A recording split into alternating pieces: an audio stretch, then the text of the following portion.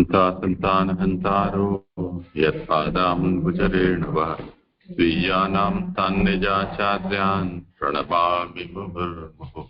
यदनुग्रहतो जन्तुः सर्वदुःखातिगो भवेत् तमहं सर्वदा वन्दे श्रीमद्वल्लभनन्दनम्।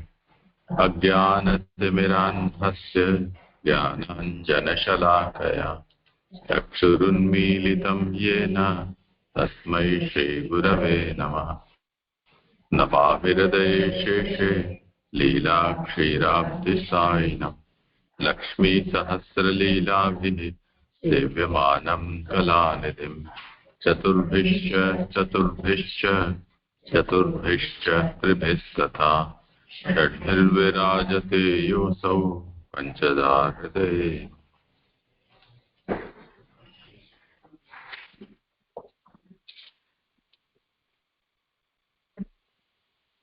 દંડોત પ્રણામ છે. હા છે મને કાલના ઓલામાં પ્રશ્ન છે કે પેલી ફૂટનોટ છે ને કે ઉત્તમ વિકાસ કાર્યમાં પણ તે પ્રમાણે જ્ઞાનની ઉત્પત્તિ કરનારો છે. એટલે એમાં કાર્યમાં એટલે વ્યક્તિઓના વર્ગમાં, એટલે એમાં વ્યક્તિઓમાં કે વ્યષ્ટિઓમાં એ ખબર નથી પડતી. અને વ્યષ્ટિ એક જ અર્થ છે વ્યક્તિઓમાં. હા હાજી મારો વારો છે, હું આગળ કરું છું. કે ભાગવત શાસ્ત્ર એટલે આનંદરૂપ હરિની લીલા, અને તેમાં આપણે ત્રીજો સ્કંદ કરીએ છીએ સર્ગ લીલા. એમાં સગુણ પ્રકરણ છે. એમાં આપણે 9મો અધ્યાય કરીએ છીએ બ્રહ્માની સ્તુતિ. તો એમાં આપણે કારિકા જોઈએ તો બીજી છે કે આ સ્તુતિમાં વિષય, સાધન, રૂપ તેમજ વિઘ્નનો અભાવ અને જ્ઞાન માર્ગનો નિર્ણય સ્પષ્ટ કરેલો છે. આ સ્તુતિમાં જ્ઞાન થાય માટે પ્રકીર્ણ વિષયો પણ કહેલ છે. એમાં બીજા નંબરની ફૂટનોટ છે 316 પેજ પર કે આ દોઢ કારિકાથી વિદુર અને મૈત્રેયના સંવાદમાં કથાની સંગતિ જણાવી છે. તેમાં જ્ઞાનનો વિષય 1 થી 7 શ્લોકમાં આપણે કર્યો, સાધન 8 થી 13 શ્લોકમાં કર્યું, ભગવાનનું સ્વરૂપ આપણે 14 થી 21 શ્લોકમાં જોયું, અને બ્રહ્માની સ્તુતિ 22 થી 25 શ્લોકમાં આપણે કરી કે બ્રહ્માજીએ કહ્યું કે મને વેદનું જ્ઞાન હંમેશા રહે અને મને કોઈ વિઘ્ન ન થાય, હંમેશા આપના ચરણોમાં પ્રીતિ રહે. એ 25 શ્લોક સુધી આપણે બ્રહ્માની સ્તુતિ જોઈ. હવે શ્લોક 26 તેની ઉત્થાનિકા. એમાં 1 બ્રહ્માએ પોતાના માટે બધી પ્રાર્થના કરી. બીજું બ્રહ્મકલ્પની પેઠે ભક્તિને લીધે, નમ્રતા હોવાને લીધે, અને ત્રીજું ઘણા સમય સુધીના ભોગને લીધે મધ્ય અપરાધ થવાનો સંભવ હોવાથી નીચેના શ્લોકથી આરંભી 3 શ્લોકથી 3 ગુણોની એટલે સત્વ રજ તમ 3 ગુણોથી થયેલ અંતરાય જણાવતા ભગવાને ઘણા સમય પછી તેમને ઉત્તર આપ્યો એમ મૈત્રેય કહે છે. એટલે આમાં કહે છે કે બ્રહ્માએ પોતાના માટે પ્રાર્થના કરી છે, અને બ્રહ્મકલ્પમાં જેમ એને ભક્તિ હતી તો પોતે નમ્ર હતા, એટલે નમ્રતાને લીધે કરેલી, નમ્ર થઈને કરેલી છે. અને આમાં સમય તો ઘણો જ જાય સૃષ્ટિ રચવામાં, એટલે ઘણા સમય સુધીના ભોગને લીધે મધ્ય કે અપરાધ ન થાય એટલે પ્રભુ પાસે તેણે સ્તુતિ કરી અને અમુક વસ્તુઓ ક્લિયર કરી કે મને આ પ્રમાણે થાય તો હું સૃષ્ટિ રચી શકું એમ. હવે શ્લોક સ્વસંભવ નિશામ્ય એવ તપો વિદ્યા સમાધિભિઃ યાદવન્મનોવચઃ સ્તુત્વા વિરામસ ખિન્નવત. શ્લોક તપ, વિદ્યા અને સમાધિથી પોતાના પિતાને એ પ્રમાણે જાણી મન અને વાણી ચાલ્યા ત્યાં સુધી સ્તુતિ કરીને ખેદ પામેલાની પેઠે અટક્યા. સુબોધનીજી મૈત્રેય ઉવાચ સમજવાનું છે. હા હા છે સુબોધનીજી. તપથી, ઉપાસનાથી અને સમાધિ સુધીના યોગથી બ્રહ્માને જેટલું ભગવાન સંબંધી જ્ઞાન થયું તેટલા સંભવમ પોતાના પિતાને એ પ્રમાણે એટલે ઉપર કહેલા પ્રકારથી નિશાંત એટલે જાણીને પોતાના મનની જેટલી શક્તિ હતી તેટલી કલ્પના કરીને વાણીથી જેટલું બની શક્યું તેટલી સ્તુતિ કરીને ભગવાન શાંત રહેતા આ કસમય છે કે શું એવો સંદેહ કરીને બ્રહ્મા પોતે પણ શાંત રહ્યા. હવે આ કે છે કે તપથી, ઉપાસનાથી અને સમાધિથી જે કાંઈ એને થયું એ પ્રમાણે એને ખૂબ જ ભગવાન સંબંધી જ્ઞાન એને પ્રાપ્ત થયું. હવે એ પિતાને એટલે ભગવાનને એ સ્તુતિ કરે છે, એટલે બધું જ જાણીને મનની જેટલી શક્તિ હતી તેટલી પણ એને ત્યાં સુધી એને પ્રભુનું આ બધું સ્તુતિ કરીને માગી લીધું. જેટલું વાણીથી બની શક્યું તેટલી સ્તુતિ કરી અને પછી પોતે શાંત રહે. હવે એમ કે છે કે એમાં કસમય છે કે શું એવો સંદેહ થાય છે કે એમાં સમય નથી, તો હજી જવાબ ન મળ્યો. પણ થોડા સમય પછી આમાં આપ્યું છે ઉત્થાનિકામાં જ ભગવાને ઘણા સમય પછી તેને ઉત્તર આપ્યો છે, એટલે થોડા અકળાણા કે આ કસમય છે કે શું એમ કરીને બ્રહ્મા શાંત રહ્યા. ભગવાને પ્રસન્ન મુખવાળા જોઈને પહેલાનો એટલે બ્રહ્માનો ખેદ પણ ચાલુ રહેવાથી ખેદ એટલે ખિન્નવત પામેલાની પેઠે અટક્યા એમ કહેલું છે. જેમ જેમ બ્રહ્મા સ્તુતિ કરતા ગયા તેમ તેમ ભગવાનનું તેમને જ્ઞાન થતું ગયું, તેથી છેવટે જ્ઞાન થવાનું પણ કહેલું છે. એમાં 1 નંબરની ફૂટનોટ છે. નિશાંત એમ છે કે આ ફૂટનોટ અહીંયા ન હોવી જોઈએ અને આ નિશામ્ય છે ત્યાં હોવી જોઈએ એમ મને લાગે છે, બાકી નથી ખબર મને. એટલે આ શ્લોક પણ પૂરો થયો છે.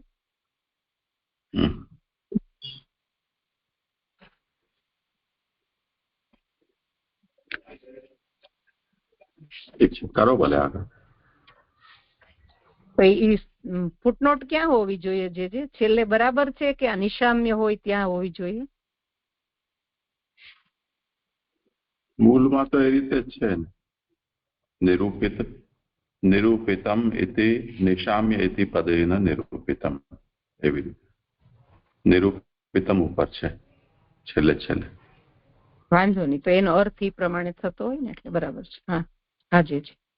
આગળ કરું.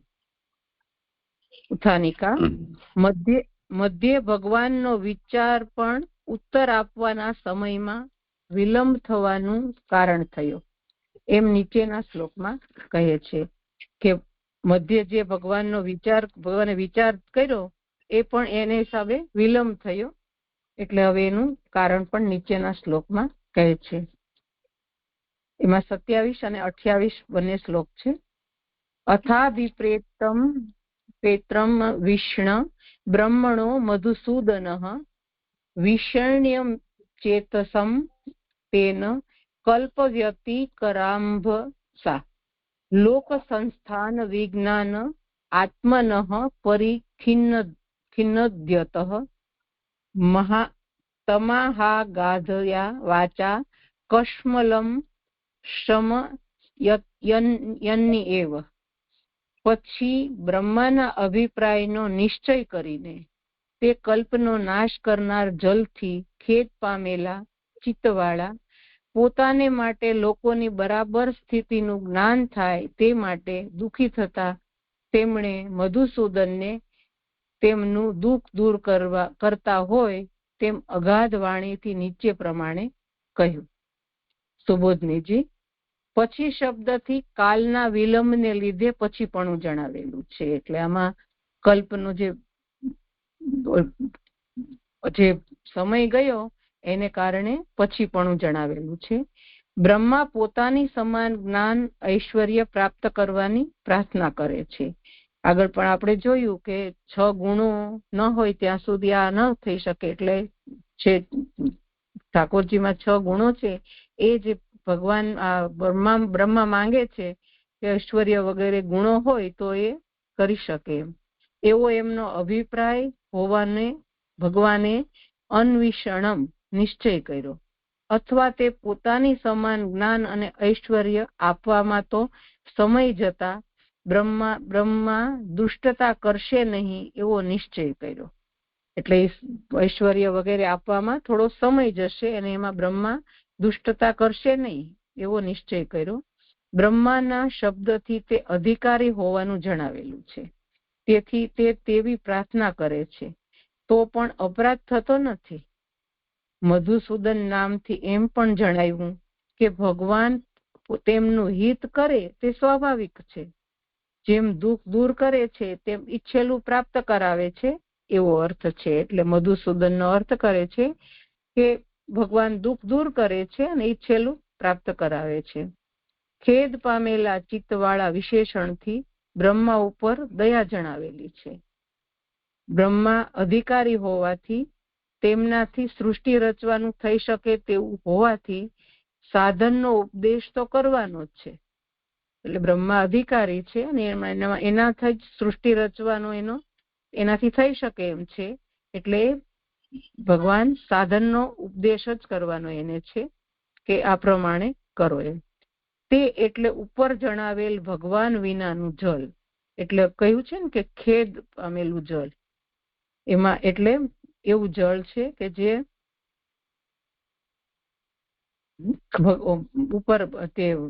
ઉપર જણાવેલ ભગવાન વિનાનું જલ છે.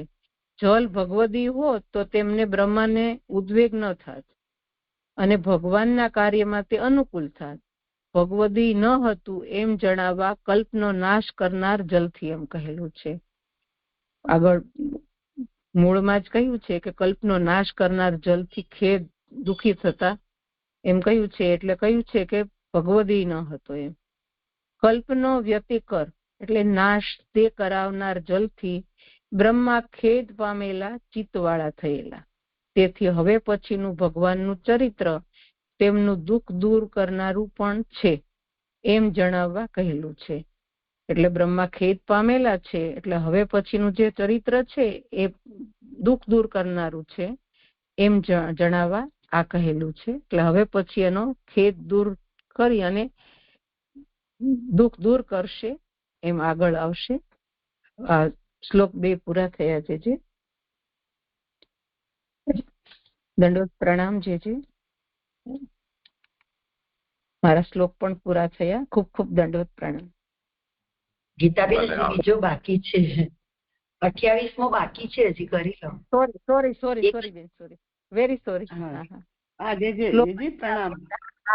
હા બરાબર છે. મને એમ કે બે થઈ ગયા. હા કરું.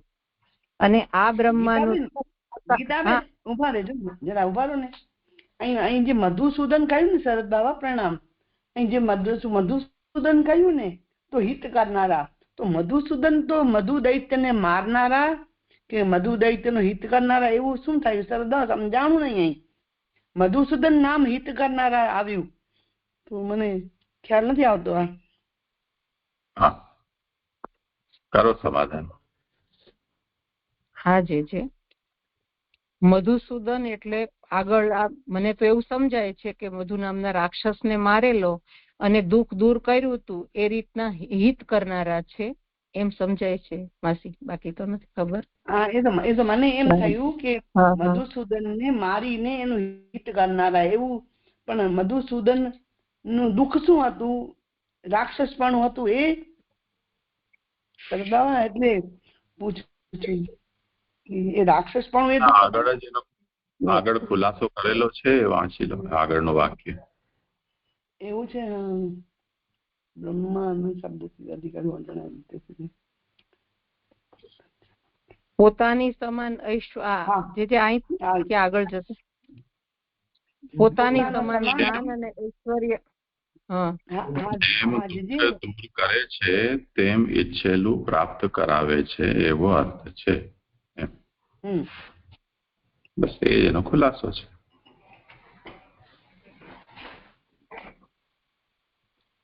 મધુને મારીને એને દુઃખ દૂર કર્યું એવી રીતે જો દુઃખ તો દૂર કરે છે ભગવાન તો હિત પણ કરશે. હા જે છે ને દંડવત પ્રણામ જીજુ. જીજુ અહીંયા મને આ ભગવાન વિનાનું જલ ભગવદીય હોત તો તેમને બ્રહ્માને ઉદ્વેગ ન થાત અને ભગવાનના કાર્યમાં તે અનુકૂળ થાત. જીજુ આ મને બરાબર નથી સમજાતું.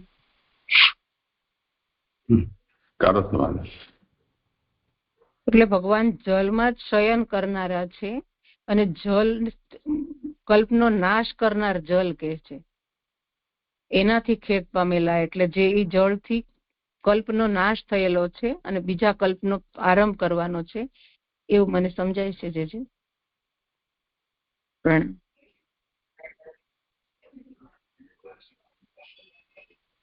એટલે જે આ ભગવાન વિનાનું જલ એટલે પ્રલયનું જલ એવી રીતના લેવાતું છે.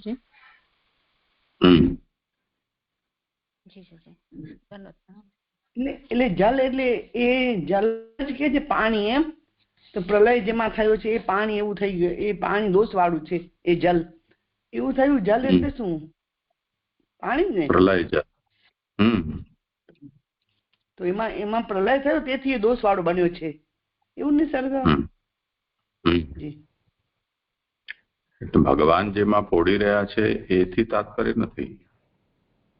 હા હા હા હા જે સમજાયું ખરું ને. આગળ જે પ્રણામ. આ ઉત્થાનિકામાં કીધું ને ઘણા સમય સુધીના ભોગને લીધે મધ્ય અપરાધ થયાનો સંભવ હોવાથી, એટલે એ પોઈન્ટ નથી સમજાતો. અને પછી કીધું છે ને કે નીચેના શ્લોકથી આરંભી ત્રણ શ્લોકોથી 3 ગુણોથી થયેલા અંતરાય જણાવવા, એ પણ નથી ખ્યાલ આવતો. જય પ્રણામ.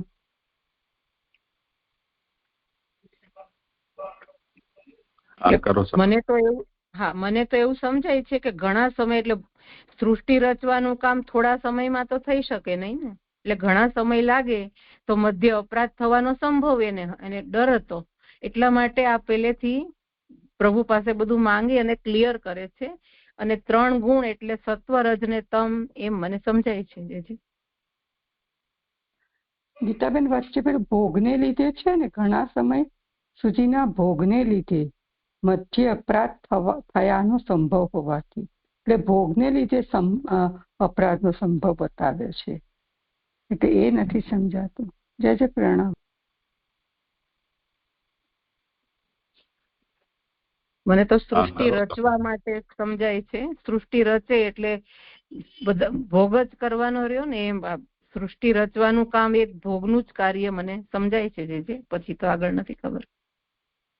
આપ કહો. જે સૃષ્ટિની વાત જ ક્યાં છે હજી તો. અત્યારે તો ઉત્તર ભગવાને વિલંબથી આપ્યો, એના પૂર્વ આ બધી અવસ્થાની વાત છે.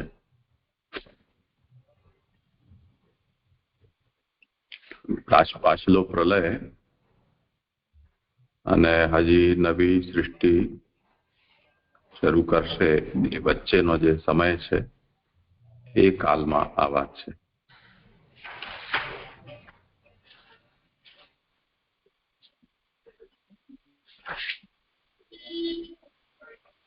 હા જે સમજાયું કરું ને. આગળ એ સમયમાં ઘણા સુધીના ભોગને લીધે કેવી રીતે આવે?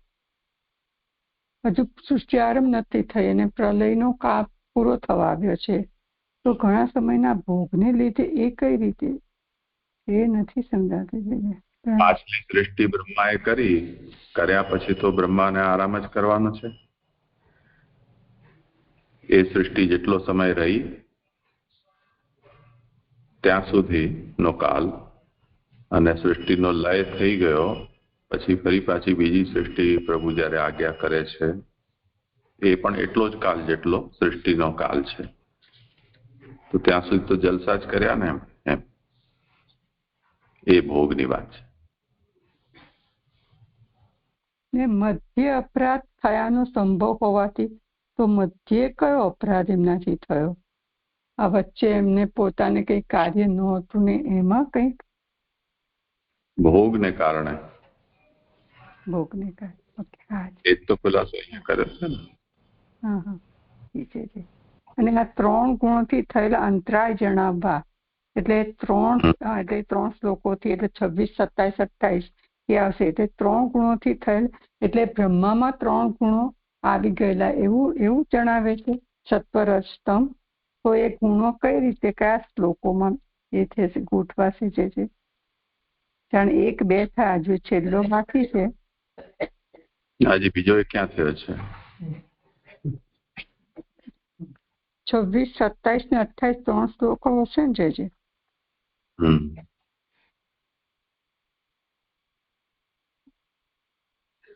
હજી તો ઘણી બધી કારિકા આવશે. કેટલું બધું છે કરવા દો, પછી જોશું. જે એ બધું કારિકા બધું આમ જ આવી જશે કે મને એમ કે આ 26, 27, 28 શ્લોકો પૈકી 3 કે છે. જોઈએ, હમણાં એક વખત બાકી છે, પૂરું થઈ જાય પછી કરી. હા પ્રણામજી. હા જી કરું ને આગળ. શ્લોક 28. અને આ બ્રહ્માનું દુઃખ પોતાને માટે હતું, ભગવાનના કાર્ય માટે જે દુઃખ હતું તે તો ભગવાન પોતે દૂર કરે જ, એમ હવે 28મા શ્લોકમાં કહે છે. અત્યાર સુધીનું જે દુઃખ હતું એ બ્રહ્માને પોતાના માટે હતું, બાકી ભગવાનને માટે જો દુઃખ હતું એ તો ભગવાન દૂર કરે જે હવે 28મા શ્લોકમાં કહે છે. લોકોનું બરાબર સ્થાન એટલે જેમ ઉપયોગી થાય તેવી રીતે દેહ વગેરેમાં સ્થિતિ, તે વિષયના જ્ઞાન માટે પોતાના જ કારણથી પરિખિદ્યતઃ સર્વ તરફથી બ્રહ્મા દુઃખ પામતા હતા. સાધન કરવાથી કાર્ય સિદ્ધ થાય છે એમ જાણવામાં છે જ, એટલે સાધન કરવાથી જ કાર્ય સિદ્ધ થશે એમ તો જાણવામાં છે જ, પણ સાધન કર્યા વિના કાર્ય સિદ્ધ કરવા ઈચ્છનાર દુઃખી થાય છે જ. એટલે સાધન વિના જ જો આમનમ પ્રભુ આમનમ સિદ્ધ કરી દે કામ તો એ માટે દુઃખી જ થાય છે એમ કે છે. તપ પણ તરત જ બંધ કર્યું, બ્રહ્માએ તપ બંધ કર્યું, તેથી ભગવાને ઉત્તર આપવામાં વિલંબ કર્યો. તે કારણથી જ સુતેલા જ ભગવાન પ્રગટ થયેલા. તે બ્રહ્મા તો તે તપ એટલે એમાં છે તે તપ કર્યા વિના જ ઉતાવળા થઈ સ્તુતિ અને પ્રાર્થના કરી શાંત રહ્યા. આવા સમયમાં એમને ભગવાને કહ્યું એટલે ઉત્તર આપ્યો, ભગવાનની વાણી અગાધ છે, કારણ કે એમનો અભિપ્રાય જણાતો નથી. બંને પ્રકારનું બ્રહ્માનું દુઃખ સાધનના ઉપદેશથી દૂર કરતા હોય એમ એને ઉત્તર આપ્યો. એટલે ભગવાન જેમ તપ કરવાનું કહ્યું એ રીતે એના સાધનના ઉપદેશથી જ દૂર થશે એનું દુઃખ, એવું આમાં સમજાય છે. આ શ્લોક હવે પૂરો થયો છે.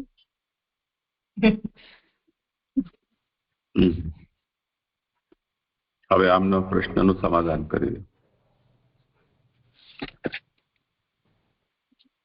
આ 3માં 3 ગુણ કઈ રીતે આવે એ તો જે મને એટલું સમજાતું નથી, પણ 3 શ્લોકમાં 3 ગુણથી દૂર કર્યો એમ. સત્વ રજસ્તમ, આમ તો બ્રહ્મા રજોના જ પેલા છે, પણ ભગવાનનો જે ભગવાન તરફથી જે 28માં કહ્યું એ લગભગ સત્વ જણાય એવું મને લાગે છે કે આમાં આવ્યું કે જે દુઃખ હતું કે ભગવાન પોતે જ દૂર કરે છે. 28મા શ્લોકમાં કહે છે કે ભગવાન તરફથી જે દુઃખ હતું એ ભગવાન પોતે જ દૂર કરે છે, તો એમાં સાત્વિક જણી શકાય. બાકી તો મને એટલું નથી સમજાતું. જે પ્રણામ.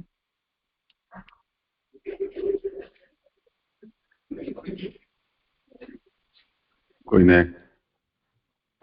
મળી જાય 3 ગુણામાં.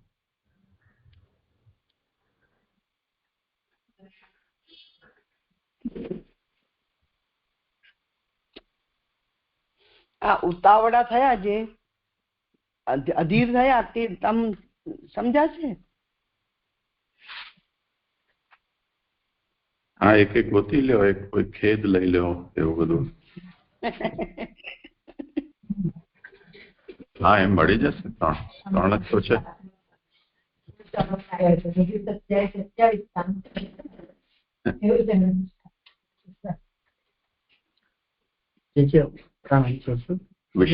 વિષણ ચેતસમ પરિખિદ્યતઃ અને કશ્મલમ, આ બધા તો છે જ અહીંયા, આ બધા તો દોષો જ છે ને. પેલા જલને થી એમના ચિત્તમાં ખેદ થયો પ્રલય જલથી.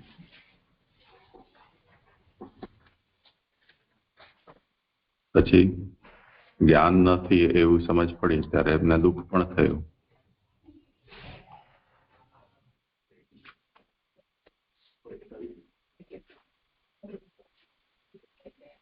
આ બધું અયોગ્યતા છે એનું પણ જ્ઞાન થયું.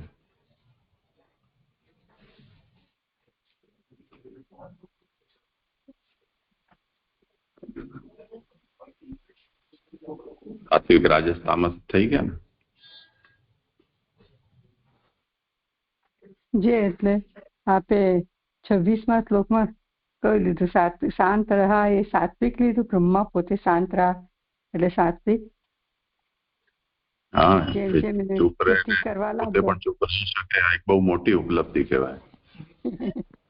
અને જેમ સ્તુતિ કરવા લાગ્યા તેમ તેમને ભગવાનનું જ્ઞાન થયું. સામે પાછું આપણે ચૂપ રહી શકીએ એ બહુ મોટી ઉપલબ્ધિ છે. નહીં તો બોલે જ જાય.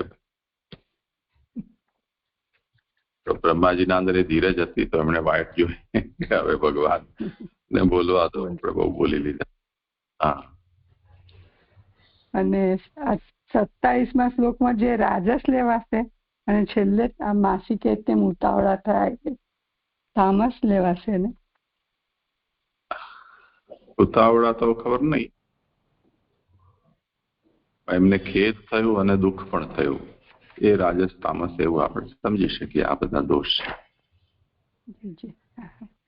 અને જે 28મા શ્લોકમાં કીધું છે ને કે 346મા પેજમાં બીજી જ લીધી લોકને બરાબર સ્થાન એટલે જેમ ઉપયોગી થાય એટલે એ તો ખ્યાલ આવે કે લોકોને જે રીતે ઉપયોગી થાય તે રીતનું સ્થાન ને તેવી રીતે દેહ વગેરેમાં સ્થિતિ એટલે એ લોકોને દેહ પણ એ રીતનો પ્રાપ્ત થાય એવું સમજવાનું ને. મને તો એવું લાગે છે કે ભગવાનના વિરાટ સ્વરૂપમાં લોકનું સ્થાપન એટલે કયા ફ્લોર ઉપર શું હોવું છે એ રીતે જોડવાનું છે જે મને તો એવું લાગે. અને ઉપયોગી થાય તેવી રીતે દેહ વગેરેમાં સ્થિતિ એટલે વિરાટ દેહમાં સ્થિતિ એવું છે. એવું જ લાગે છે. ઓકે. હા. અને જે આ છેલ્લે આવ્યું ને કે બંને પ્રકારનું બ્રહ્માનું દુઃખ સાધનના ઉપદેશથી દૂર કરતા હોય, આ બંને પ્રકારનું કઈ રીતે આવશે? ઉત્તર 3 ગુણોથી 3 પ્રકારનું કહેવું જોઈએ. તો મહાપ્રભુ જે કીધું તે ખોટું ના હોય. હા, એટલે પ્રલય જલથી જે ખેદ થયો તે અને લોકની સ્થિતિ ક્યાં રાખવી એનું દુઃખ, એ બે વસ્તુ લાગે છે. જી જી જી, પ્રણામ જી.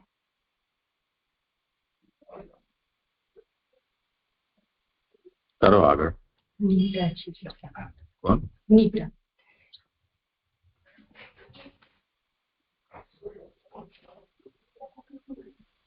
હા, પ્રણામ છે. આગળ કરું છે. તે પૈકી આરંભમાં નીચેના શ્લોકથી આરંભી 10 શ્લોકોથી જ્ઞાન અને બુદ્ધિનો સંબંધ કરાવવાના વિષયમાં ઉત્તર આપે છે. ચોથી પ્રાર્થનાનો ઉત્તર વાક્યો એટલે કે વાણીથી જ થાય છે. બીજું પ્રાર્થેલું તો વર આપવાથી જ પ્રાપ્ત થાય છે.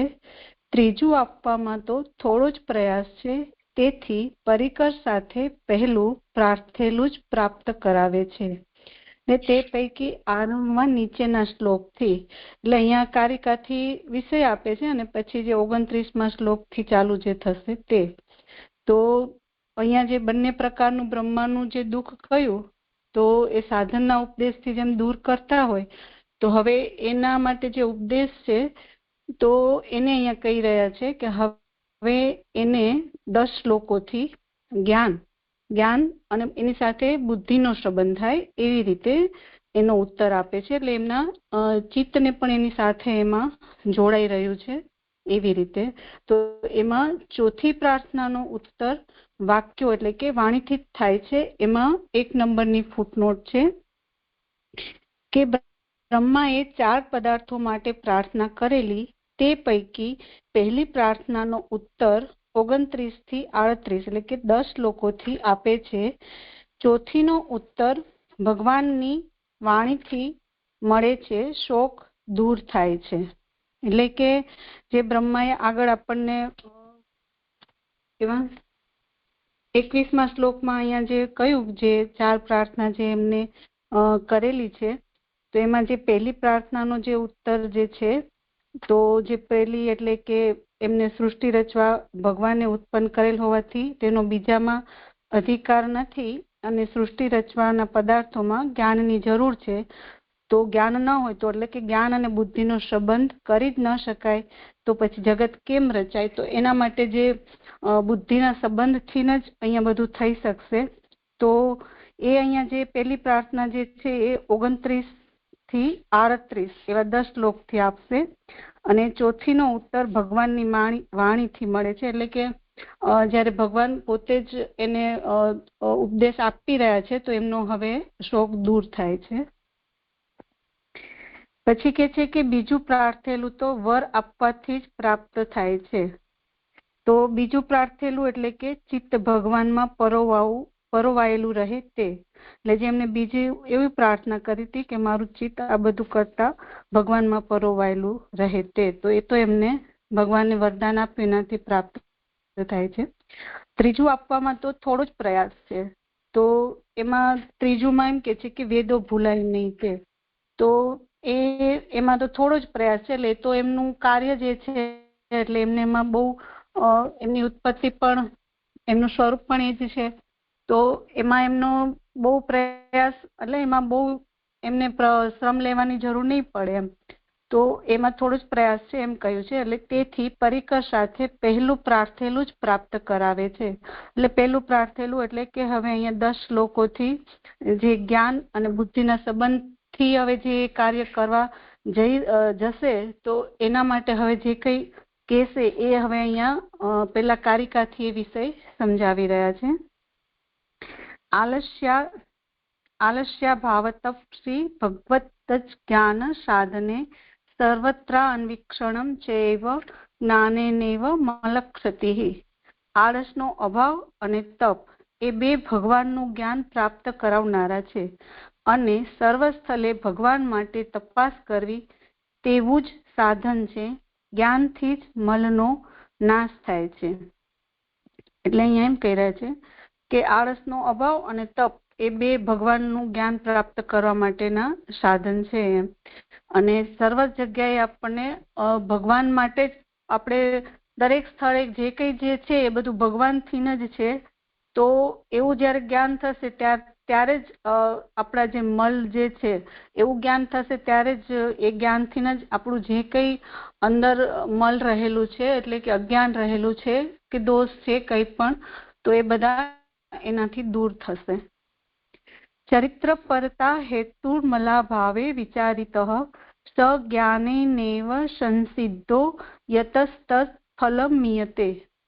દોષ ન રહે ત્યારે ભગવાનના ચરિત્રમાં મશગુલ રહેવાનું સાધન ભગવાને વિચારેલું છે. તે જ્ઞાનથી જ પ્રાપ્ત થાય છે, તેથી તેનું ફલ હોવાનું કહેલું છે. આમાં છે જે આગળની 5મી કારિકા એટલે 5મી ફૂટનોટ રહી ગઈ. અને ચોથીમાં પહેલું એટલે કે એક ચોથી ફૂટનોટ હતી, જ્ઞાનથી જ મલનો નાશ થાય છે.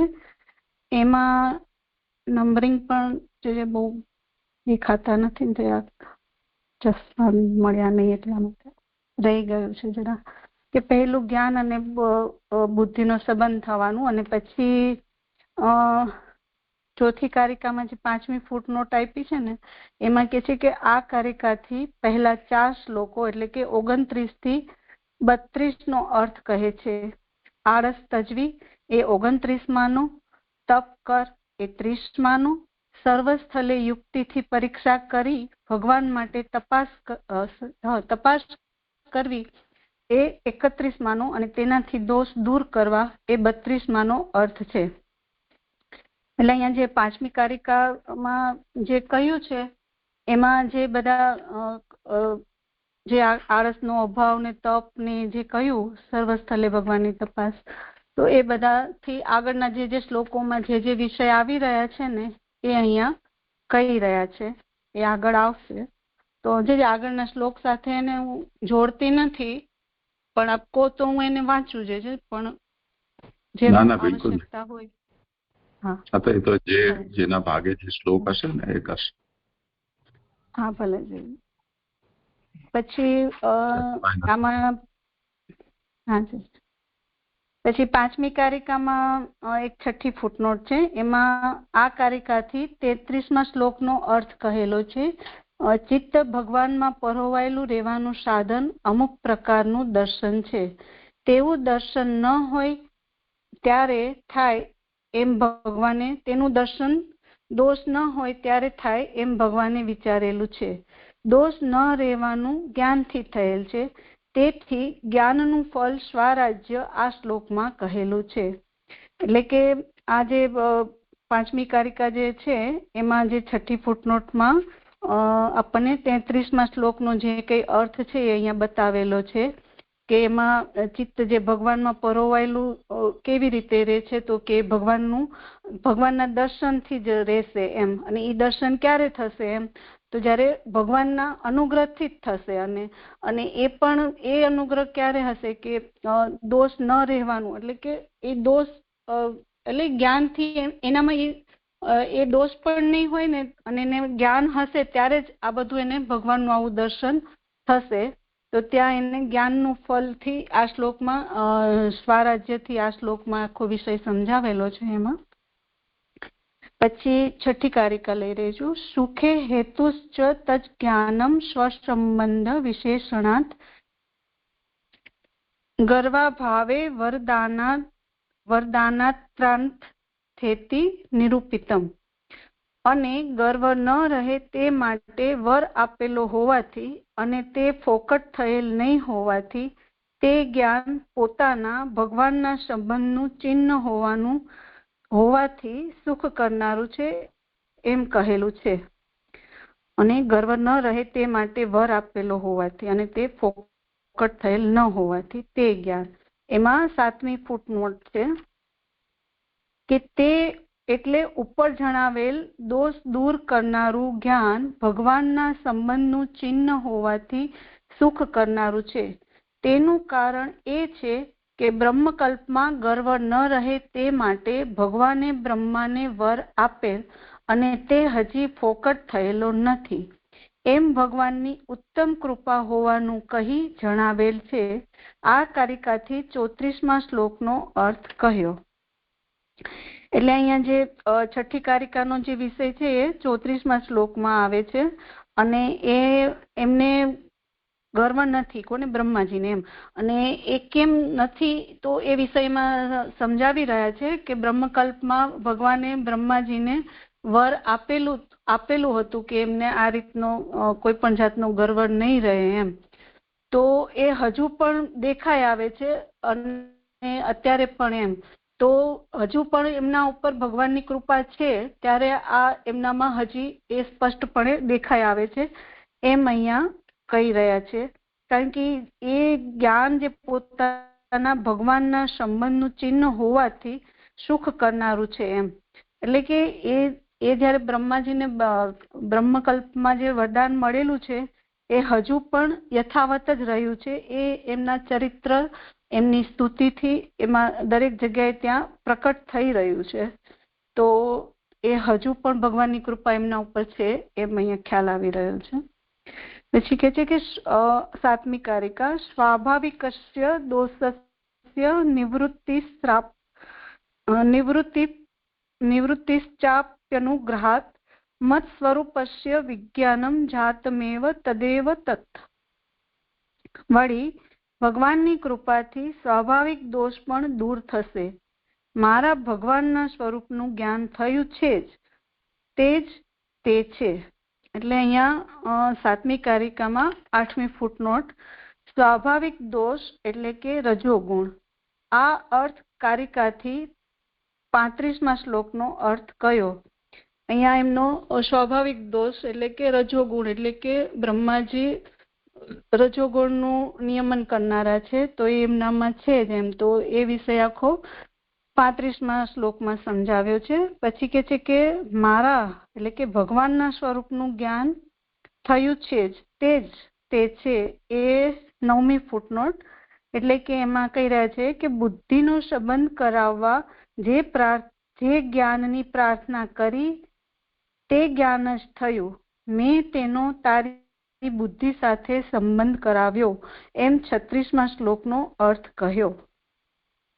એટલે અહીંયા આ કારિકાથી બુદ્ધિનો સંબંધ કરવા માટે જે એમને પહેલી જે પ્રાર્થના કરી છે કે જે એને જ્ઞાન થઈ રહ્યું છે તો એની સાથે બુદ્ધિનો પણ સંબંધ થાય, તો એ રીતે જ એમને ભગવાને કરાવ્યું, એમને પ્રાપ્ત કરાવ્યું એમ. તો એ જે એની જે વિશેષ જે છે એ બધું જ આ 36મા શ્લોકમાં કહ્યું છે. પછી 8મી કારિકા, મયા તથૈવ ચ કૃતમ આવિષ્કારઃ સ્તુતૌ કૃતઃ મમેવ અનુગ્રહાત સર્વ મિથ્યાત્યેષા ઉપસંહ્યતિ. અને મેં તેમ જ કરેલું, સ્તુતિ કરી ત્યારે પ્રકટ થયો, મારી કૃપાથી જ સર્વ થાય છે એવો ઉપસંહાર કરેલો છે. એટલે કે અહીંયા 10મી ફૂટનોટ. 36મા શ્લોકમાં કહ્યું તે સિદ્ધ કરનારું કથન 37મા શ્લોકમાં છે તે આ અર્ધકારિકાથી કહેલું છે. એટલે કે એમને જ્યારે ભગવાનને પ્રાર્થના કરી કે એમને જે જ્ઞાન થાય છે એની સાથે બુદ્ધિનો સંબંધ થાય, તો એ એમને ભગવાને પ્રાપ્ત કરાવ્યું એમ. તો એ થયું એટલે એમનાથી એમને શું થયું કે એમને સ્તુતિ કરી ભગવાનની, અને ત્યારે સ્તુતિ કરી ત્યારે ભગવાન ત્યાં પ્રકટ થયા છે, અને બધું મારી કૃપાથી જ અહીંયા કઈ સર્વ છે એવો ઉપસંહાર જે છે એ એમને પછી એટલે કે આગળ એટલે કે 37મા શ્લોકમાં એ વિષયથી બતાવ્યો છે. દ્વિતીયસ્ત્યો કદાચ થોડીક ભૂલ થાય કેમ કે ચશ્મા નથી ને એટલા માટે. દ્વિતીયસ્તોત્તરમ વૈદેશ ચતુર્થો અપ્યુક્ત એવ હિ ભવેદિતિ કૃતમ સ્તોત્રમ ચરિત્રમ ભક્તિ હેતુકમ. બીજાનો ઉત્તર 4 શ્લોકોથી કહ્યા, ચોથાનો તો કહેલો જ છે, તે માટે સ્તુતિ કરી એટલે ભક્તિ ઉત્પન્ન કરનારું ચરિત્ર કરેલું છે. હવે અહીંયા 9મી કારિકામાં બીજાનો ઉત્તર એટલે કે બીજી પ્રાર્થનાનો એ 4 શ્લોકોથી કર્યો છે. એમાં 12મી ફૂટનોટ છે કે બીજી પ્રાર્થનાનો ઉત્તર 39 થી 42 સુધીના 4 શ્લોકોથી કહ્યો છે. એટલે 39 થી જે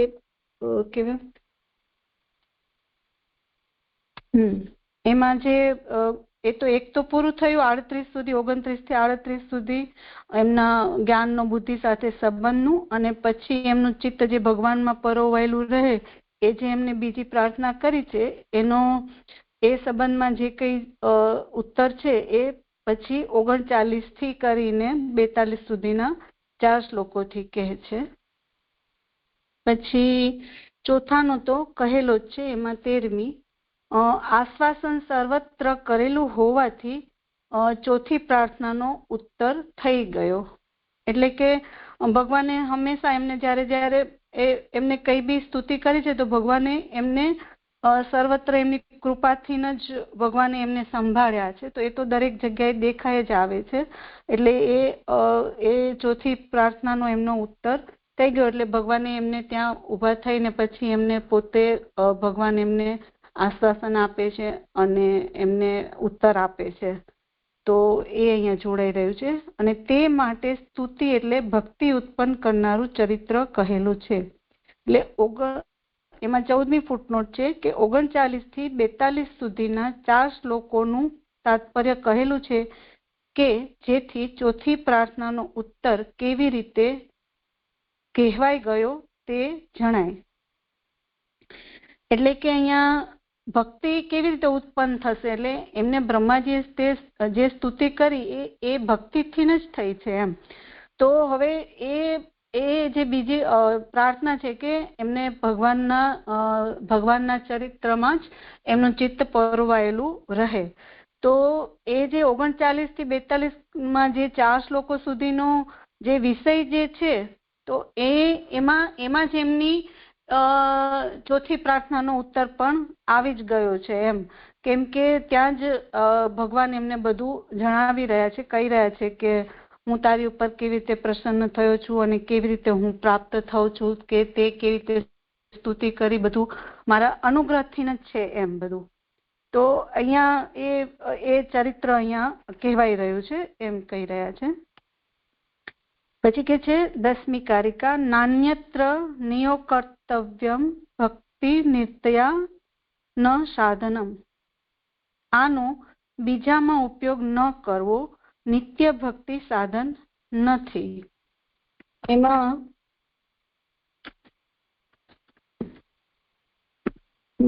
એટલે કે આમાં એવી રીતે કહી રહ્યા છે કે ભક્તિ એ સાધન નથી, પરંતુ ફલરૂપ હોવાથી એ નિત્ય કર્તવ્ય રૂપ છે એમ.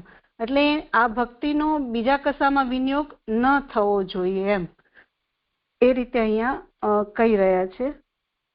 પછી આગળ કહી રહ્યા છે 11મી ફૂટનોટમાં, વેદા વિસ્મરણે હેતુર્દેહ એવ કૃતઃ પુરાહ તદા હૈકેન તેને તે કલાહ શ્લોકા નિરૂપિતાહ. વેદો ભૂલાય નહીં તેનું કારણ દેહ પેલા કરેલો જ છે, તે અર્થ એક શ્લોકથી કહેલો છે, તેથી આ 15 શ્લોક કહેલા છે. વેદો ભૂલાય નહીં તેનું કારણ એટલે કે પેલા કરેલો જ છે, એટલે કે તે અર્થ એક શ્લોકથી. એટલે એમની જે ત્રીજી પ્રાર્થના હતી કે એમને વેદનું સ્મરણ ના થાય એમ, તો એ ત્યાં એ પણ એમને ભગવાને વર આપેલું જ છે. તો તેથી અહીંયા બાકીના જે કઈ વિષય છે એને અહીંયા 15 શ્લોકથી સમજાવેલું છે. તે પૈકી આ 15મી ફૂટનોટ 15મી ફૂટનોટ નથી દેખાઈ રહી કઈ જગ્યાએથી કર્યું. 14 એનો નંબર નથી દેખાતો જોજે. હા એ તો ચશ્મા નથી ને એટલે મળી જશે. 15 નથી દેખાતું. તે પૈકી આરંભમાં નીચેના શ્લોકમાં આળસ ન રાખવાનું કહે છે. શ્રી ભગવાન ઉવાચ, માં વેદ ગર્ભે ગ્રાસ્તેન્દ્રિયમ સર્ગે ચ ઉદ્યમમ વાહ તન્મયા પાદિતમ યગ્રે યન્મામ પ્રાર્થયતે ભવાન. હે વેદ ગર્ભ બ્રહ્મા, તું આળસ ન કર અને સૃષ્ટિ રચવાનો ઉદ્યમ કર, કારણ કે જેની તું મને પ્રાર્થના કરે છે તે મેં આગળથી કરી રાખેલું છે. હે વેદ ગર્ભ એટલે કે બ્રહ્માજી, તંદ્રી માં ગાહ એટલે કે તું આળસ ન કર એવો અર્થ છે. સર્ગે ઉદ્યમમ ચાવહ સૃષ્ટિ રચવાનો ઉદ્યમ કર. ચ અને શબ્દથી એમ કહેલું છે કે સાધન કરવામાં બુદ્ધિ રાખ. એટલે કે ભગવાન એમને કહી રહ્યા છે કે તું આળસ ન કર અને હવે તું તારું જે સાધન તને કરવાનું છે, આ સૃષ્ટિને જે રચવાની છે એમાં જ તું તારી બુદ્ધિને તારું ચિત્તને એમાં તું પરોવ એમ. તો બ્રહ્માજી જો એમ કે હું સાધન જ જાણતો નથી એમ કહે, તેથી ઉત્તરાર્ધ કહેલો છે. હવે જો એમ કે હું કંઈ જાણતો જ નથી તો એને હવે ઉત્તરાર્ધથી સમજાવે છે કે જે સાધનની તે મને પ્રાર્થના કરી તે મેં આગળથી જ કરી રાખેલું છે. હિ એટલે કે કારણ કે શબ્દથી એમ જણાવેલું છે કે આ અર્થ યોગ્ય છે, તેમ ન હોય તો એટલે કે આટલે દૂર સુધી સાધનની પરંપરા ન થાય, તેથી સાધન તૈયાર હોવાથી આળસ તજવી જોઈએ એવો ભાવ છે. અહીંયા 15મી ફૂટનોટ આવે છે. કે આટલે દૂર સુધી, એટલે કે ભગવાનના દર્શન થયા ત્યાં સુધી એમ. તો એને એમ કે છે કે હવે તું તારું કાર્ય કર એમ, મેં તો તારા માટે આગળથી બધું તૈયાર જ કરી રાખ્યું છે એમ. અને નતો તો તને આટલે સુધી સાધનની પરંપરા, એટલે કે અહીંયા સુધી તું હું તારી સામે પ્રકટ થયો છું એમ, મારા તને દર્શન થયા છે એમ. તો આ બધું તો ક્યારે થાય એમ, આ બધું મેં તારા માટે તૈયાર કરીને રાખ્યું છે. એટલે હવે તને આખી રૂપરેખા મેં તને આખી આપી દીધી છે. હવે તું આળસને તજ અને બધું તારા માટે જે તૈયાર કરી રાખ્યું છે એમાં હવે તારું તું મન પોરવી અને હવે એ કાર્યને તું કર, એમ ભગવાન બ્રહ્માજીને કહી રહ્યા છે. એટલે હવે આળસ તજીને પોતાના કાર્યમાં તત્પર થવાની ભગવાન બ્રહ્માજીને કહી રહ્યા છે. અહીંયા છે જે 29મો શ્લોક.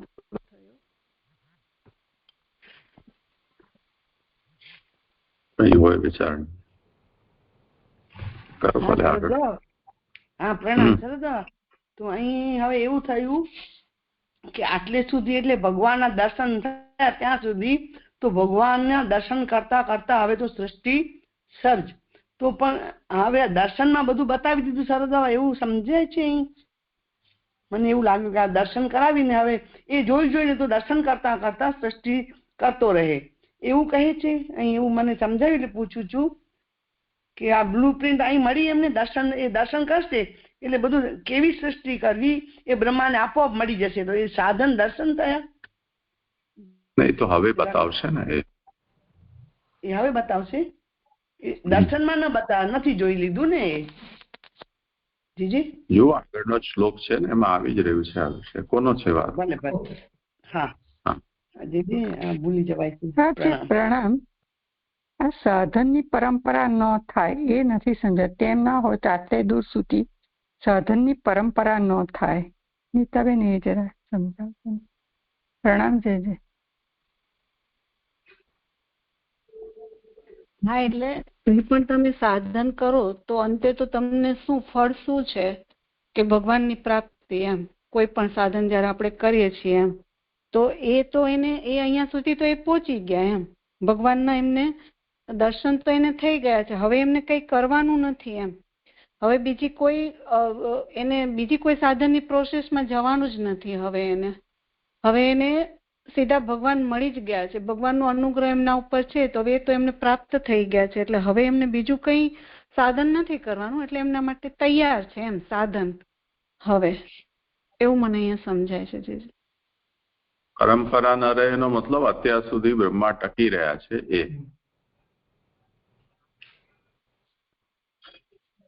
જી હા પ્રણામ. બીજું કઈ હોય? આજે જે દંડવત પ્રણામ. આમાં વચ્ચે કીધું ને કે જે સાધનની તે મને પ્રાર્થના કરી તે મેં આગળથી જ કરી રાખેલું છે. તો આમાં શું સમજવાનું? આગળથી કરી રાખેલું છે એટલે રો મટીરિયલ.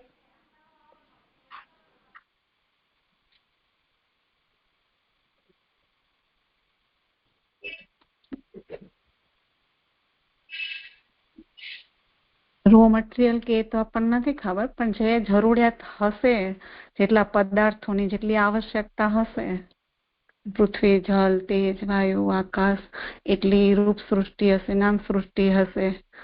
તો એ બધું ભગવાન જે કઈ બધા લોક હશે તો એ ભગવાનને બધું કે છે કે તો મેં બધું તૈયાર છે, હવે તમને ખાલી એને રચવાનું છે એમ.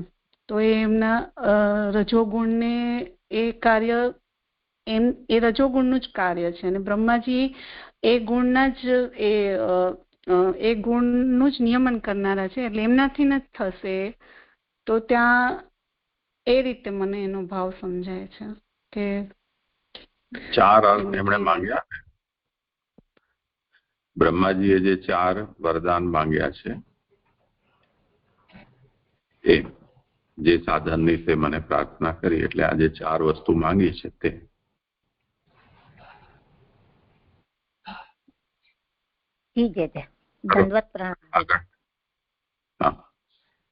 પ્રણામ છે. અહીંયા જે છઠ્ઠી કારિકામાં કહ્યું ને, એક જ મિનિટ, 7મી ફૂટનોટમાં કે તેનું કારણ એ છે કે બ્રહ્મકલ્પમાં ગર્વ ન રહે તે માટે ભગવાને બ્રહ્માને વર આપેલ અને તે હજી ફોકટ થયેલો નથી.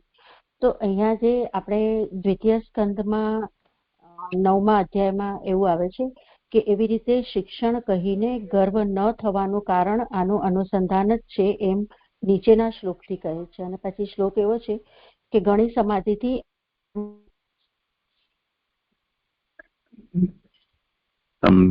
બીજો ફોન આવી ગયો, એટલે અવાજ જતો રહ્યો.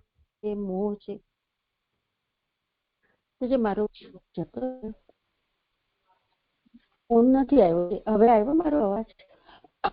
હા, પાછો આવે. વચ્ચે સંભળાયું નહીં શું બોલ્યા. હા હા, આજે 7મી ફૂટનોટમાં લખ્યું છે ને કે તેનું કારણ એ છે કે બ્રહ્મકલ્પમાં ગર્વ ન રહે તે માટે ભગવાને બ્રહ્માને વર આપે. તો એ અહીંયા જે બીજા સ્કંદમાં 9મા અધ્યાય છે ને એમાં 36મા શ્લોકમાં ઉત્થાનિકામાં એવું કહ્યું છે કે એવી રીતે શિક્ષણ કહીને, એટલે ભગવાને જે એમને શિક્ષણ કહ્યું અને પછી ગર્વ ન થવાનું કારણ આનું અનુસંધાન જ છે એમ નીચેના શ્લોકથી કહે છે. અને પછી શ્લોકમાં એવી રીતે આવે છે કે ગણી સમાધિથી આ મારા મતને માન્ય કર, કલ્પ અને વિકલ્પમાં કોઈ પણ સમયે તને મોહ થશે નહીં. એટલે અહીંયા જે મોહ છે ને એ અહીંયા ઉત્થાનિકામાં ગર્વ ન થવાનું કારણ એ કહેલું છે. તો આ જે દ્વિતીય સ્કંદમાં આપણે જે જોયું હતું સૃષ્ટિનું એ આ બ્રહ્મકલ્પ એવું લઈ શકાય. અને આ બરાબર છે? હા, બરાબર છે. હા, પ્રણામ. ભવાન કલ્પ વિકલ્પેશુ નવમિયતિ કરે છે. હા, બસ એ એટલે છે મહાપ્રભુજી એ વચનના જ આધારે જે બ્રહ્મા દ્વારા વત્સહરણ કરવામાં આવ્યું છે અને પછી એમને ભગવાનના વિષયમાં મોહ થયો એ કલ્પાંતરની કથા છે અને ભાગવતમાં એ પ્રક્ષિપ્ત છે 3 અધ્યાય. એનો આ જ ખુલાસો આપેલો છે. સારું, કરો આગળ. હા જી, પ્રણામ જી. અને જ્ઞાન પ્રાપ્ત થાય તે માટે તપ કર એમ નીચેના શ્લોકમાં કહે છે. ભૂયસ્ત્વમ તપ આતિષ્ઠ વિદ્યામ ચૈવ મદાશ્રયામ તાભ્યામંતરદહિ બ્રહ્મન લોકાન્દ્રક્ષ્ય વૃત્તાન લોકાન્દ્રક્ષ્ય પાવૃત્તાન. તો ફરી ભારે તપ કર અને મારા સંબંધ વાળું જ્ઞાન પ્રાપ્ત કર. હે બ્રહ્મા, તે 2 થી તું આવરણ વિનાના લોકોને હૃદયમાં જોઈશ. જેમ તે પહેલા તપ કર્યું તેવી જ રીતે તેથી પણ ભારે તપ કરવું જોઈએ.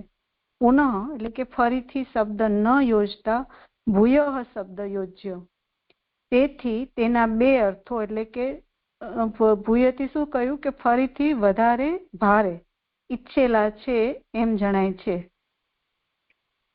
તપમાં શ્રદ્ધા રાખવી અને મારી ઉપાસના થાય તે માટે જ્ઞાન પ્રાપ્ત કરવું અને તે ઉપાસના મારી જ થવી જોઈએ. તે 2 એટલે કે તપ અને ઉપાસનાથી હૃદયમાં જ તું આવરણ વિનાના લોકોને જોઈશ. તેનો અધિકાર દર્શાવવા હે બ્રહ્મા એવું સંબોધન કરેલું છે.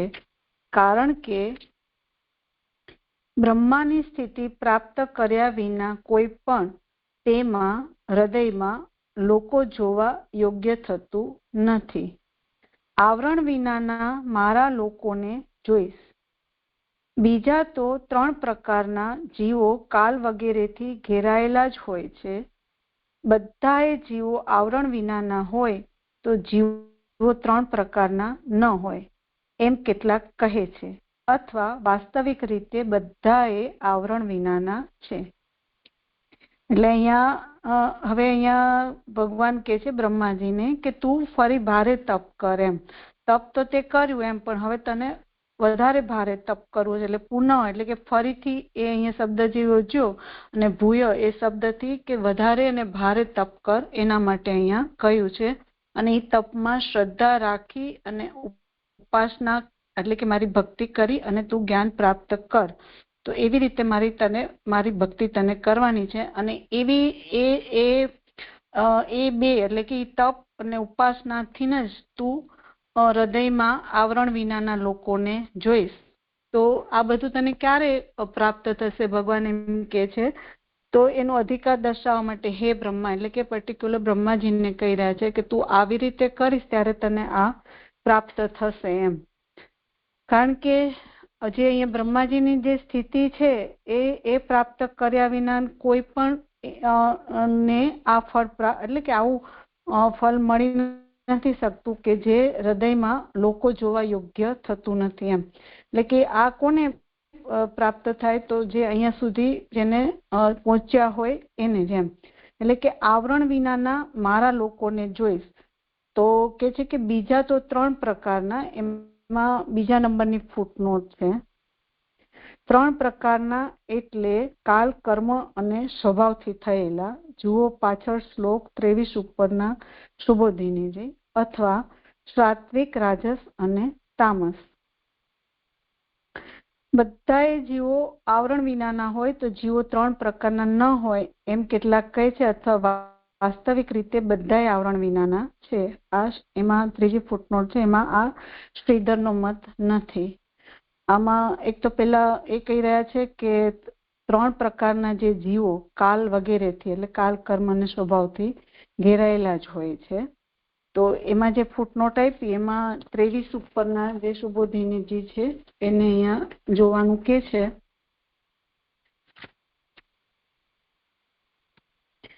તો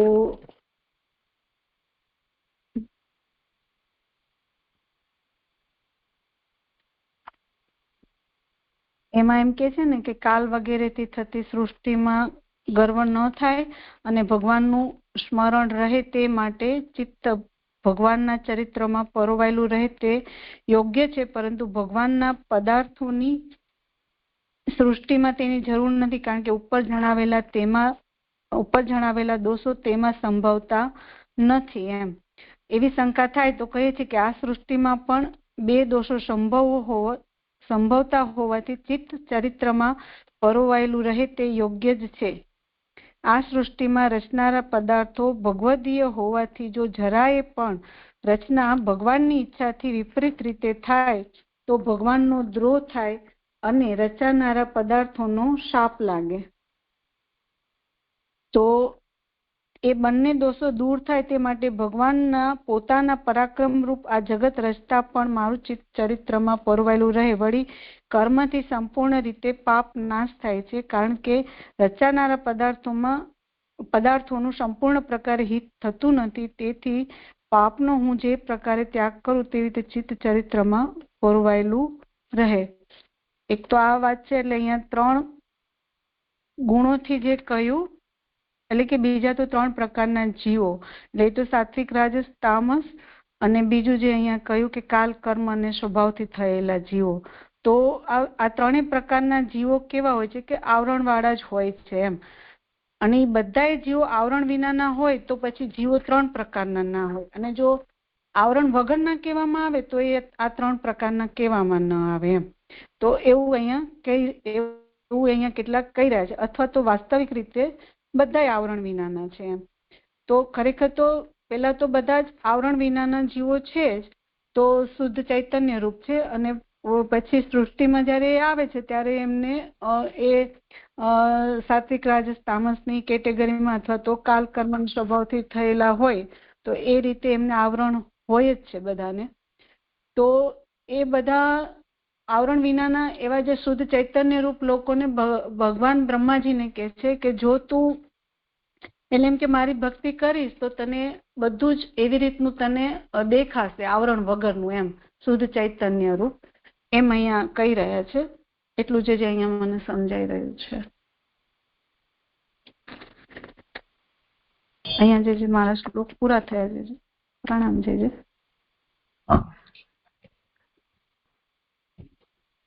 પ્રણામ છે.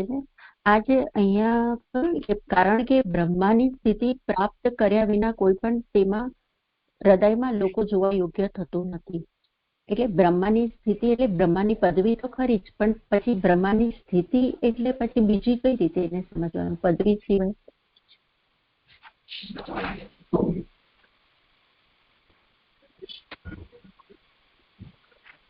કરો સમાધાન. એટલે બ્રહ્માજી તો કેવા છે, બ્રહ્મ ભાવ પામેલા છે ને, એ તો એટલે એ રીતથી મને એટલે સમજાઈ રહ્યું છે કે બ્રહ્માજી જે પદે છે કે જ્યાં ભગવાન એમને દર્શન આપી રહ્યા છે, એમની સાક્ષાત એમના ઉપર કૃપા છે એમ. ભગવાન સામે ચાલીને એમને બધું કૃપાથી બધું કરાવડાવે છે કાર્ય પણ. તો આ તો નાની સ્થિતિ તો નથી જ, મોટી છે. તો અહીંયા આ સ્થિતિ સુધી જયારે કોઈ જીવ પહોંચે છે તો એવી વાત અહીંયા થઈ રહ્યું એવું મને સમજાય છે, એની વાત.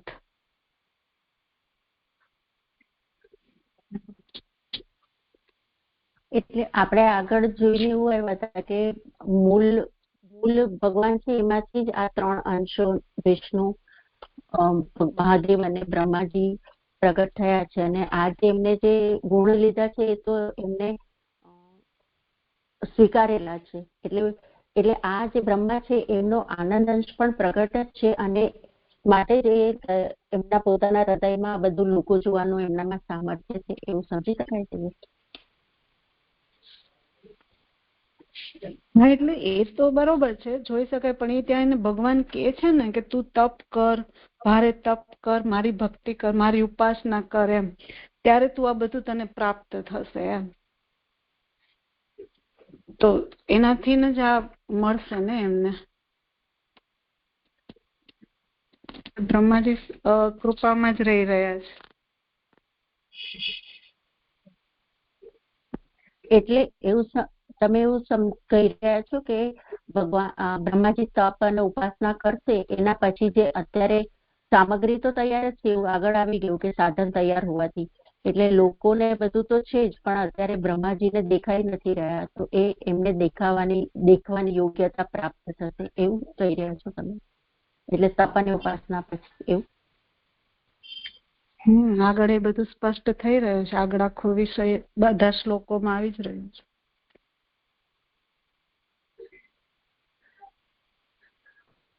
મને ખાલી આ બ્રહ્માંડની સ્થિતિ એટલે આનંદ અંશનો પ્રગટ થઈ જશે એવું કઈ લેવાશે છે? સ્થિતિથી શું લેવાનું મને ખ્યાલ આવતો. આનંદાંશ તો પ્રકટ જ છે ને. અહીંયા બ્રહ્માના સંબંધમાં આ કોઈ વિચાર જ નથી. બ્રહ્મા, વિષ્ણુ અને શિવ તો નારાયણના જ બીજું રૂપ છે.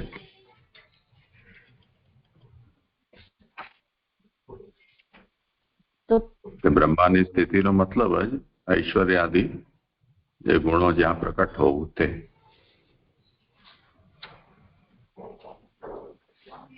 હા, જી જી. અને આ જે નીચેની 2-3 લાઈન આવી ને એ પણ મને સમજાય નહીં. બીજા તો 3 પ્રકારના જીવો કાલ વગેરેથી ઘેરાયેલા જ હોય છે. બધા જીવો આવરણ વિનાના, અહીંયાથી નથી ખ્યાલ આવતો કે બધા જીવો આવરણ વિનાના હોય તો જીવો 3 પ્રકારના ન હોય. અને પછી પાછું એવું લખ્યું છે કે વાસ્તવિક રીતે બધા આવરણ વિનાના જ છે. તો પછી બીજા તો 3 પ્રકારના જીવો કાલથી ઘેરાયેલા છે, તો એની સાથે આ જોડાય છે. પણ પાછું આ વાસ્તવિક રીતે બધા આવરણ વિનાના છે, એ પાછું ઓપોઝિટ થતું હોય એવું લાગે છે. હા, શું વિષય?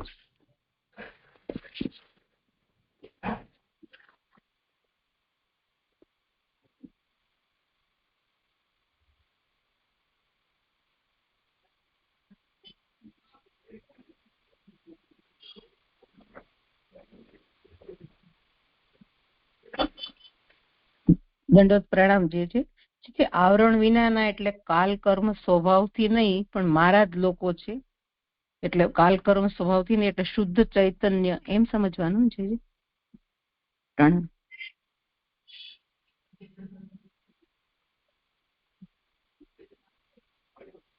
ચલો સમાધાન કરો. એટલે બધા આવરણ વિનાના. અવાજ નથી આવી રહ્યો. હા, એટલે બીજા તો અહીંયા એમ કહ્યું ને કે બધા જીવો આવરણ વિનાના હોય. એટલે બધા જીવો જો આવરણ વિનાના હોય ને તો પછી જીવો 3 પ્રકારના ના હોય. એ તો બરોબર છે. આવરણ છે તો 3 પ્રકારના છે જીવો. સાત્વિક, રાજસ, તામસ, કાલ કર્મ સ્વભાવથી ઘેરાયેલા છે. અને શુદ્ધ ચૈતન્ય રૂપ છે તો કઈ છે જ નહીં, પણ એમને આવરણ કયું છે તો એ કંઈક એમની સ્થિતિ છે એમ કોઈ પણ રીતથી એ કેટલું છે એમ મને સમજાય છે. અને વાસ્તવિક રીતે પાછું બધું શુદ્ધ ચૈતન્ય રૂપ તો છે જ, એ તો છે જ, પણ ફરી પાછી આગળ સૃષ્ટિ ચાલવા માટે બધાને જીવોને અહીંયા જે આવરણ આવી રહ્યું છે તો સત્વરજ ને તમની સ્થિતિમાં બધા જ કાલ કર્મ સ્વભાવથી ઘેરાઈને બધા સૃષ્ટિમાં આવી રહ્યા છે. તો આ બંને અહીંયા લાગી રહ્યું છે એમ.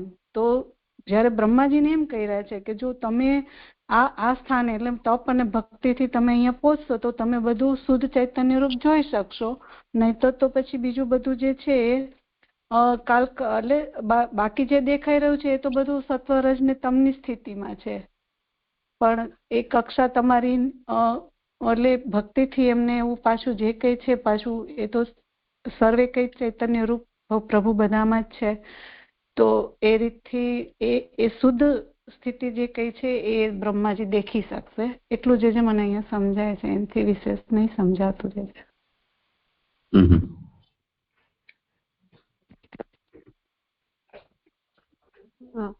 મને આ પાછળનું તો સમજાઈ ગયું, પણ અહીંયા જે કહ્યું કે આવરણ વિનાના મારા લોકોને જોઈશ, એટલે જીવને પણ એ આવરણ વિનાના જોઈ શકશે, અને જે લોક જે પ્રભુના શ્રીઅંગમાં જે સ્થાપિત થયા છે એ બધા પણ એ આવરણ વિનાના એ પાછું એમાં લોકને કેવી રીતે આવરણ વિનાના લેવાના એ પાછું મને નહીં ખબર પડી.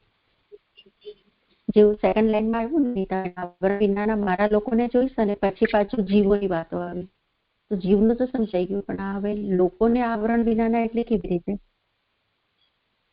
લોકો એટલે જીવો જ.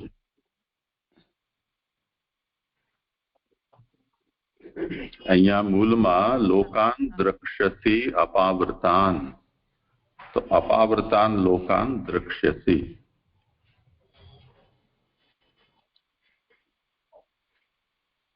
આવરણ વિનાના જીવોને જોઈશ.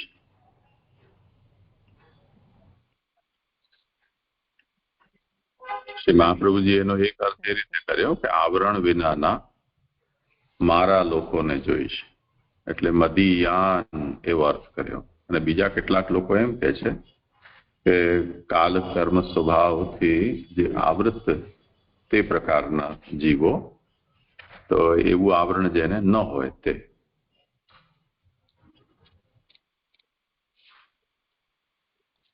હા સરદા, એટલે એવું થયું કે જેને માયા નથી લાગી એવા શુદ્ધ જીવોને જોશે, ને આવરણ પ્રકૃતિનું છે ને સત્વરજ તમનું, એવા આવરણ વાળા જીવો છે, અને જેને નથી લાગ્યું આવરણ એટલે સત્વરજ તમ ગુણથી પર છે એવા જીવોને પણ તમે જોઈ શકશો. એવું થયું શરદ બાબા?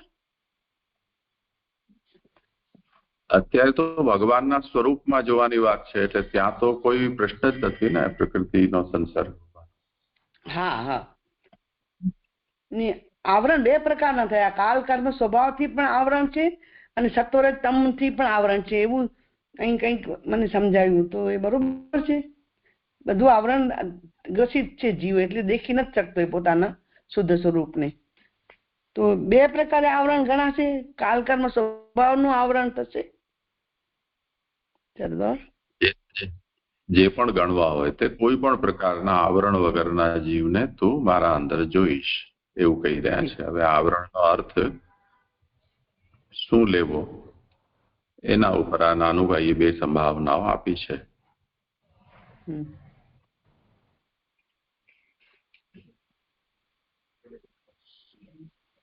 જી,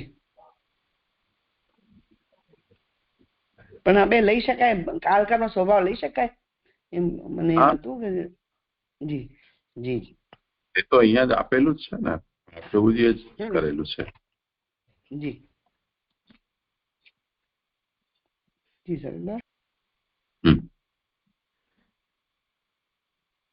મૂળ સમસ્યા શું છે કે જેમ મૂળમાં જુઓ, આવરણ વિનાના મારા જીવોને જોઈશ. હવે બીજા તો, આજે બીજા તો નો મતલબ બીજા વ્યાખ્યાકારો તો ત્રણ પ્રકારના જીવો કાલ વગેરેથી ઘેરાયેલા જ હોય છે એવું કહે છે. કેટલાક લોકો એમ કહે છે કે જીવ હોવાનો મતલબ જ જે કાલ કર્મ સ્વભાવથી બદ્ધ હોય તે.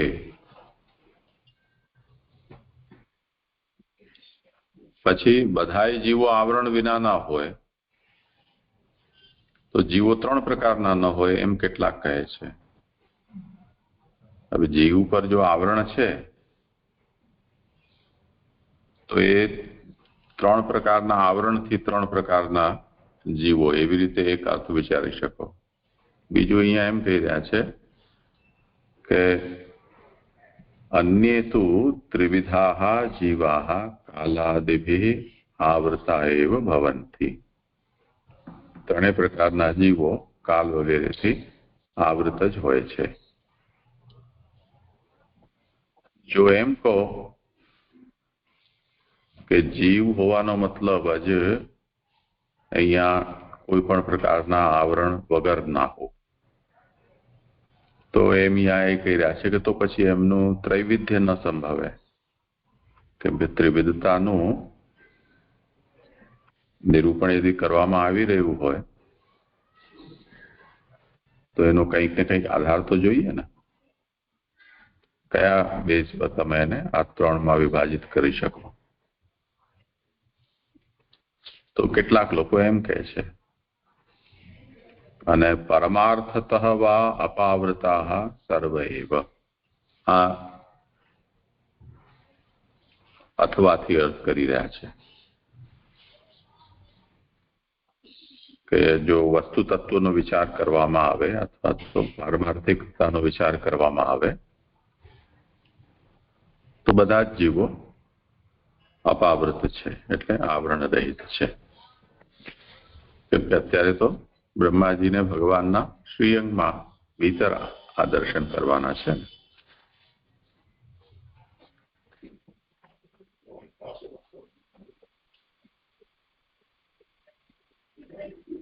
જી સરદાર, ખ્યાલ આવ્યો? હવે સ્પષ્ટ થયું?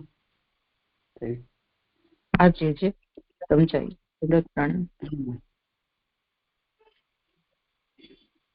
કરો આગળ.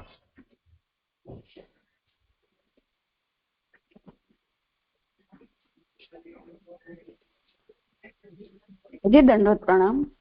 હવે 31 થી મારે કરવાના છે. જે દંડવત પ્રણામ. તત આત્મની લોકે ચ ભક્તિયુક્ત સમાહિત દ્રષ્ટાસી. એક ક્ષણ, એક એવો અભ્યાસ બધા જ આપણે રાખીએ કે જેના જેટલા શ્લોક હોય ને એ શ્લોકનો અર્થનું એક વખત વાંચન કરી લેવું. એટલે ઘણી વખતે અમુક વ્યર્થ ચર્ચાઓ એટલા માટે થઈ જતી હોય કે આગળ ના વિષય આવી જ રહ્યો હોય ને આપણે ઘણો સમય સુધી ચર્ચા કરતા રહીએ તો થોડા શ્લોકો આગળના 5-15 શ્લોક છે એ વાંચી લેવાના. જેમના ભાગમાં જે શ્લોક છે એનો અર્થ તો કમસે કમ વાંચી જ લેવો.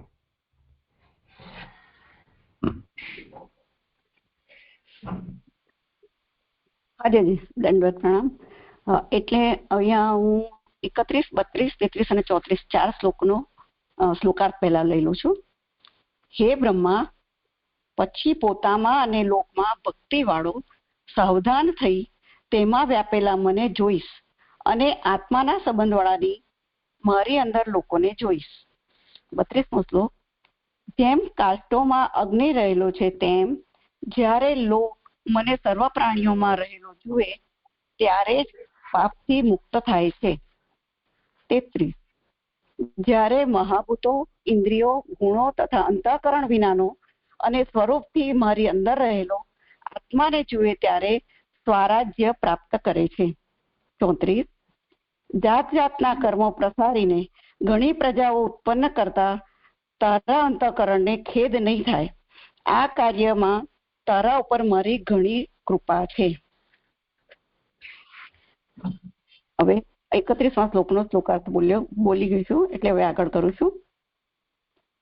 પછી તો પોતાને અને પ્રજાની પેઠે પોતાની અંદર રહેલા લોકોને જોઈને આત્મા તરીકે જ્ઞાન થવાને લીધે પોતાના અને લોકના વિશે ભક્તિવાળો થઈ એટલે જે આગળના શ્લોકમાં જે આપણે હમણાં ચર્ચા થઈ એ પ્રમાણે કે જો આવું થશે તો ભગવાન એમને કહી રહ્યા છે કે બ્રહ્માજીના સમષ્ટિરૂપ જીવો બધા એમાં બિરાજે છે અત્યારે, અને એ જયારે સૃષ્ટિ કાર્ય કરશે ત્યારે શું થશે તો એવી રીતે કે છે કે પછી તું પોતાને, જે કારિકામાં સમજાવ્યું ને એના અંતે છે કે આજે 4 એમને વરદાન માંગ્યા છે, તો પછી એનાથી પરિણામ શું થશે કે પોતાને અને પોતાની પેઠે પોતાની અંદર રહેલા લોકોને જોઈને, એટલે બ્રહ્માજી પોતાના હૃદયમાં એટલે ભગવાનને આત્મા રૂપે જુએ છે, અને એની અંદર રહેલા દરેક જે સમષ્ટિ જીવો રહી રહ્યા છે તો એની અંદર પણ ભગવાનના આત્માને જુએ છે. તો એવા જ્ઞાન થવાના, એટલે આવું જે કરશે તો એને જ્ઞાન પ્રાપ્ત થશે, અને જ્ઞાનથી એમનું મહાત્મ્ય વધશે, અને મહાત્મ્ય વધવાથી ભક્તિ થશે. એ હવે આ શ્લોકનો વિષય છે મૂળ. પોતાના અને લોકના વિશે ભક્તિ વાળો થઈશ, સ્નેહનો અંશ તો તારામાં છે જ, અને મહાત્મય જોવાથી સ્નેહ અને મહાત્મય ભેગા થઈ ભક્તિ થશે. એટલે આ રીતે જે ભગવાને જે કીધું છે કે હું તમારા માટે જે 4 વસ્તુ એમને માંગી છે અને એ ભગવાન એમને આપી, તો એનાથી હવે શું થશે કે એ દરેકમાં આનું પરિણામ શું આવશે કે ભગવાન દરેકના આત્મામાં બિરાજી રહ્યા છે, એટલે બ્રહ્મામાં પોતામાં પણ અને એની અંદર રહી રહેલા જીવોમાં પણ. એટલે એ જયારે ભગવાનનું મહાત્મ્ય જાણશે કે સર્વ જગ્યાએ ભગવાન જ છે અને બધું ભગવાનની જ કૃતિ છે, તો એનાથી એમનામાં મહાત્મ્ય થશે અને એના લીધે ભક્તિ પણ થશે, કારણ કે સ્નેહ તો ઓલરેડી એમનામાં પહેલેથી છે જ. લોકનું આવરણ વિના થવાથી મહાત્મ્ય જાણવામાં આવશે. એટલે જે ઉપરના શ્લોકમાં જે કીધું ને કે આવરણ વિનાના લોકને તું જોઈશ, તો એના માટે 1 નંબરની ફૂટનોટ છે કે લોકો પોતાના અવયવ રૂપ છે એવા જ્ઞાનથી તેમનામાં સ્નેહ હોય છતાં પણ તેમનું મહાત્મ્ય જણાતું ન હોવાથી તેમનામાં ભક્તિ કેમ થાય એવી શંકા થાય, તેથી આ વાક્ય કહેલું છે. એટલે અહીંયા હું કહેવાનું કારણ શું બતાવ્યું કે બ્રહ્માજીને ખબર છે કે એની અંદર જે જીવો હવે એમને સૃષ્ટિ કરવાની છે તે અંદર બિરાજી રહેલા છે, ભગવાન એમને આપેલું છે. તો એ થાય તો પછી એમને એવું થાય કે અમારા અવયવ રૂપ છે, એટલે એ પોતાનો પદાર્થ છે, એટલે પોતાના અંગનો શરીરના એક અવયવ રૂપ છે, એવું જો થાય તો એના માટે અહીંયા ઘડિયાળ કીધું છે કે છતાં પણ તેમનું મહાત્મ્ય જણાતું ન હોવાથી તેમનામાં ભક્તિ કેમ થાય એવી શંકા થાય, તેથી આ કહેલું છે. એટલે મહાત્મ્ય આ રીતે એમને જાણવા મળશે કે ભગવાન એમનું અવયવ રૂપ છે છતાં પણ તે ભગવાનનો અંશ રૂપ છે, એ જાણશે, એટલે ભગવાનનું મહાત્મ્ય જાણી શકશે એનાથી, એટલે એમનામાં મહાત્મ્ય જાણવામાં આવશે. એના માટે આ શંકા બતાવી અને શંકાનો જવાબ આપ્યો.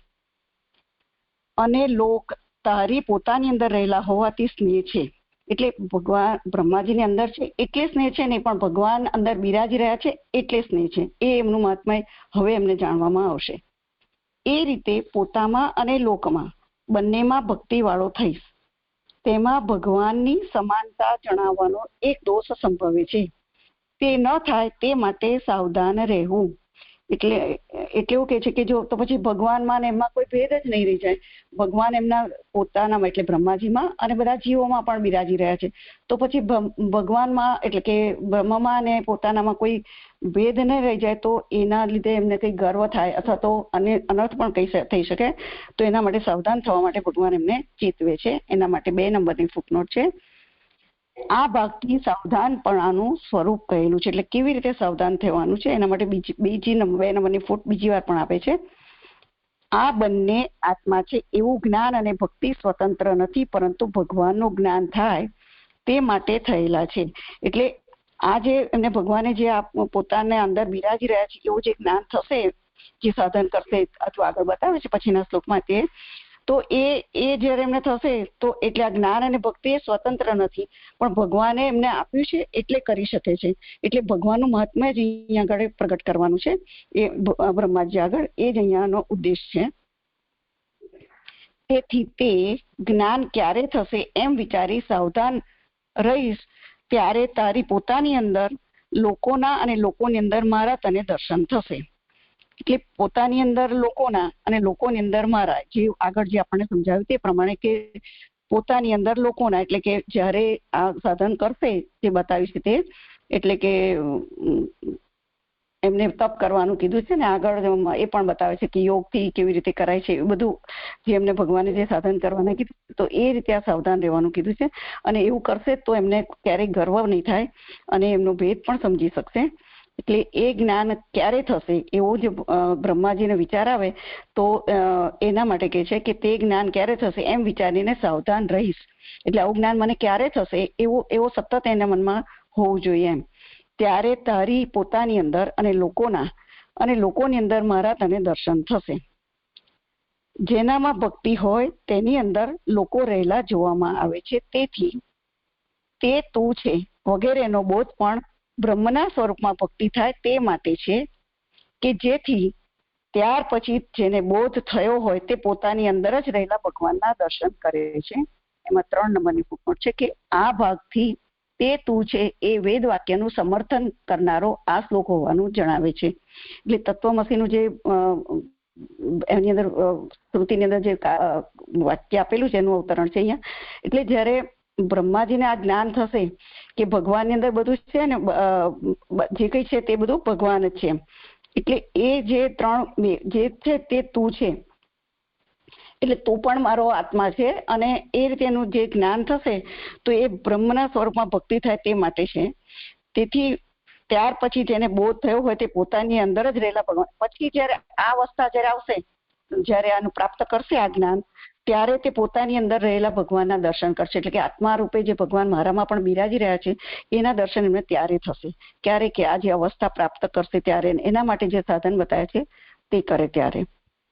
પોતાની અંદર અને લોકમાં ભક્તિ થતા ભગવાનનો સાક્ષાત્કાર કેમ થાય એવી શંકા થાય, તેથી વ્યાપેલા વિશેષણ યોજેલું છે.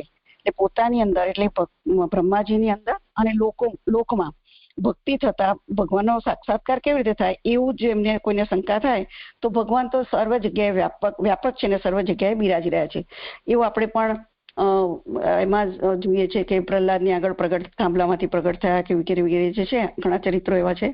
એટલે એનું અહીંયા કીધું છે કે વ્યાપેલા વિશેષણ યોજેલું છે. ભગવાન સર્વમાં વ્યાપેલા છે. ચાલુ પ્રસંગમાં ઉપયોગી અધિકાર સૂચવવા માટે હે બ્રહ્મા એવું સંબોધન ફરીથી કરેલું છે. એટલે અહીંયા કહે છે કીધું કે હે બ્રહ્મા, પછી પોતામાં અને લોકમાં. એટલે અહીંયા બીજી વાર કેમ કર્યું તો એ બ્રહ્માજી કેવા છે કે અધિકારી છે, આવા દર્શન એમને થશે એના માટે અધિકારી છે એવું ભગવાન કહી રહ્યા છે. પછી મારામાં ભક્તિ થશે જ ત્યારે તેમને જ, એટલે કે તે લોકોને જ મારી અંદર રહેલા પણ તું જોઈશ. એટલે જયારે જ્ઞાન પ્રાપ્ત કરીશ, જ્ઞાન પછી ભક્તિ થશે અને ભક્તિથી જે અવસ્થા આવશે ત્યારે તે લોકોને, એટલે કે ભગવાનની અંદર પણ જે ભક્તિના અંતે ભગવાનને પ્રાપ્ત કરે છે એટલે ભગવાનના હૃદયમાં ભક્તોને દેખશે. એટલે આ ભાવિની વૃત્તિ કહી રહ્યા એવું લાગે છે કે જે આવું બધું થશે તો તું ભગવાનની અંદર રહેલા ભક્તોને પણ જોઈ શકીશ. એમ આત્માના સંબંધ વાળાની મારી અંદર લોકોને જોઈ શબ્દોથી કહેલું છે. એટલે ભગવાનની અંદર ભક્તો પણ રહી રહ્યા છે એવી, એટલે એમની દ્રષ્ટિ એમને પ્રાપ્ત થશે જે આગળના કહેલા સાધનો કરશે ત્યારે અને એ અવસ્થાને પ્રાપ્ત કરશે ત્યારે. જે 31 પૂર્ણ થયો.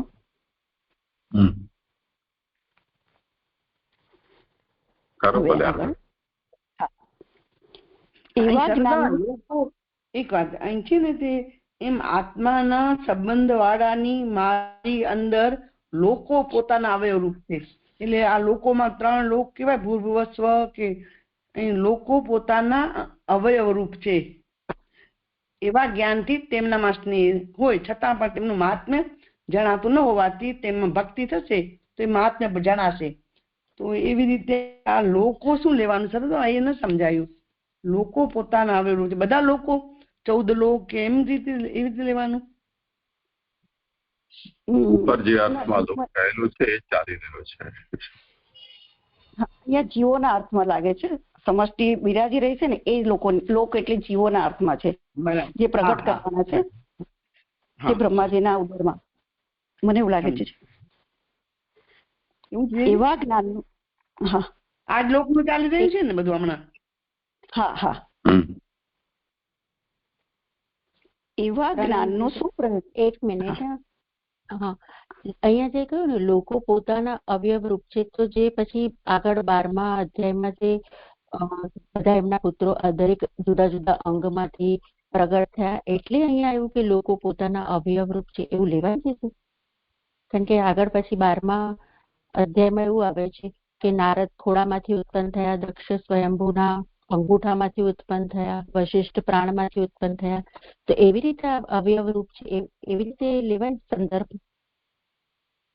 ના, જે મને એવું લાગે છે કે અવયવ રૂપ છે એટલે અત્યારે જયારે બિરાજી રહ્યા છે, બહાર પ્રગટ પણ નથી, એ તો વિસર્ગ કરશે એટલે જયારે પ્રગટ કરશે ત્યારની વાત છે. અત્યારે તો હજુ એમને જ્ઞાન પણ પ્રાપ્ત નથી થયું છે, એમને ભગવાન પાસે પ્રાર્થના કરીને માંગેલું છે.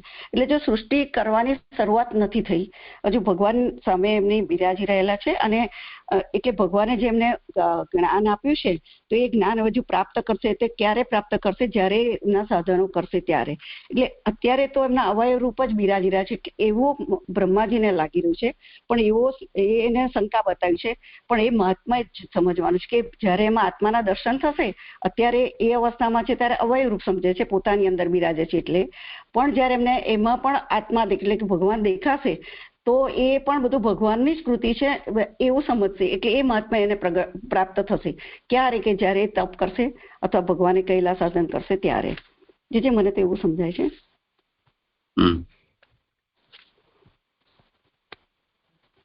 હા, એટલે એ તમે જે કહ્યું એ બરાબર છે કે અત્યારે તો એમના અવયવ રૂપ જ છે, પણ અવયવ રૂપ જે કહ્યું છે ને એ કેમ કહ્યું છે એ હું પૂછી રહી હતી. કે અહીંયા આવી રીતે બધા જે એમના પુત્રો જે જુદા જુદા અંગમાંથી પ્રગટ થયા છે તો એટલા માટે અહીંયા અવયવ રૂપ કહ્યા છે એવું હું પૂછી રહી હતી. અત્યારે તો એવું નથી લાગતું, કારણ કે અત્યારે તો ઘણા બધા જીવો એમની સાથે જે ભગવાન એમના સ્થાપિત કર્યા છે એને પ્રવેશ કરીને, તો એ આગળના શ્લોકમાં આપણે જોઈ ગયા. એ અત્યારે તો શ્રીઅંગ એમનું જ છે બ્રહ્માજીનું, અને બ્રહ્માજીની પાસે જે કઈ છે તે બધું એમનું અવયવ રૂપ જ કહેવાય. પછી જે આપ કરાવો. જે થોડું આ બરાબર હું સમજી કે આમને જે કહ્યું એ તો હું સમજી કે બધા જીવો અત્યારે પ્રભુમાં બિરાજી રહ્યા છે અને પછી અવયવ રૂપ બ્રહ્માજીમાં છે, પણ એ અવયવ રૂપ કેમ કયા છે ને એ થોડું મને આના કારણે કહી શકાય 12મા અધ્યાયના પ્રમાણે.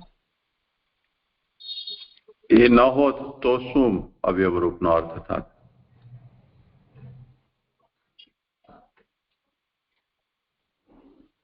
હા જી જી જી કહ્યું. હા, પ્રણામ જી. એવા હવે આગળ કરું.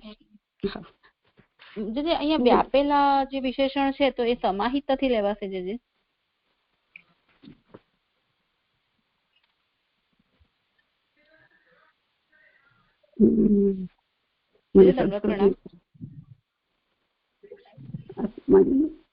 ભક્તિ યુક્ત સમાહિત દ્રષ્ટાસી માતમ બ્રહ્મન મયી લોકાત્મન. આત્મના લખ્યું છે એટલે કોઈ શકે. મને સંસ્કૃત શબ્દ નહીં ખબર પડે. તતમ શબ્દ છે ને.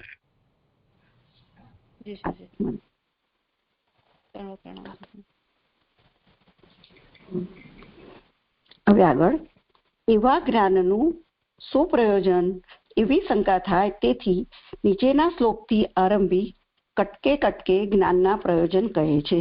એમાં 1 નંબરની ફૂટનોટ છે કે કટકે કટકે નીચે જાત જાતના સખંડ બ્રહ્મના જ્ઞાનોના ફળ 2 શ્લોકથી કહે છે એવું પુરુષોત્તમજી કહે છે. અને જ્ઞાનના પ્રયોજન જુદા જુદા કહે છે એવો અર્થ જણાય છે.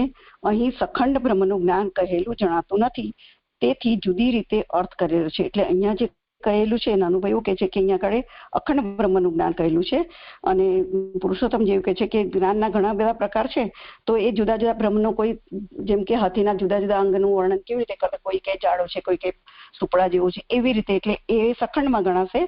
અને અહીંયા છે તે નાનુભાઈ કહી રહ્યા છે કે અખંડનું જ્ઞાન અહીંયા જે એમને પ્રાપ્ત કરાવવાનું છે બ્રહ્માજીને ભગવાન, તો એના એ જ્ઞાન કેવું આપશે? તો અખંડ જ્ઞાન આપશે, એમ એવું મને સમજાય છે. જે કટકે કટકે જ્ઞાનના પ્રયોજન કહે છે તે સંબંધમાં લોકમાં વ્યાપેલા ભગવાનનું જ્ઞાન સર્વ દોષોને દૂર કરનારું છે, સર્વ ભગવાનના રહેઠાણ તરીકે જણાયેલ હોવાથી ભવિષ્યમાં કોઈ પણ દોષ થવાનું સંભવતું નથી. એટલે તે સંબંધમાં એટલે ભગવાન કેવા છે? તો લોકમાં વ્યાપેલા છે.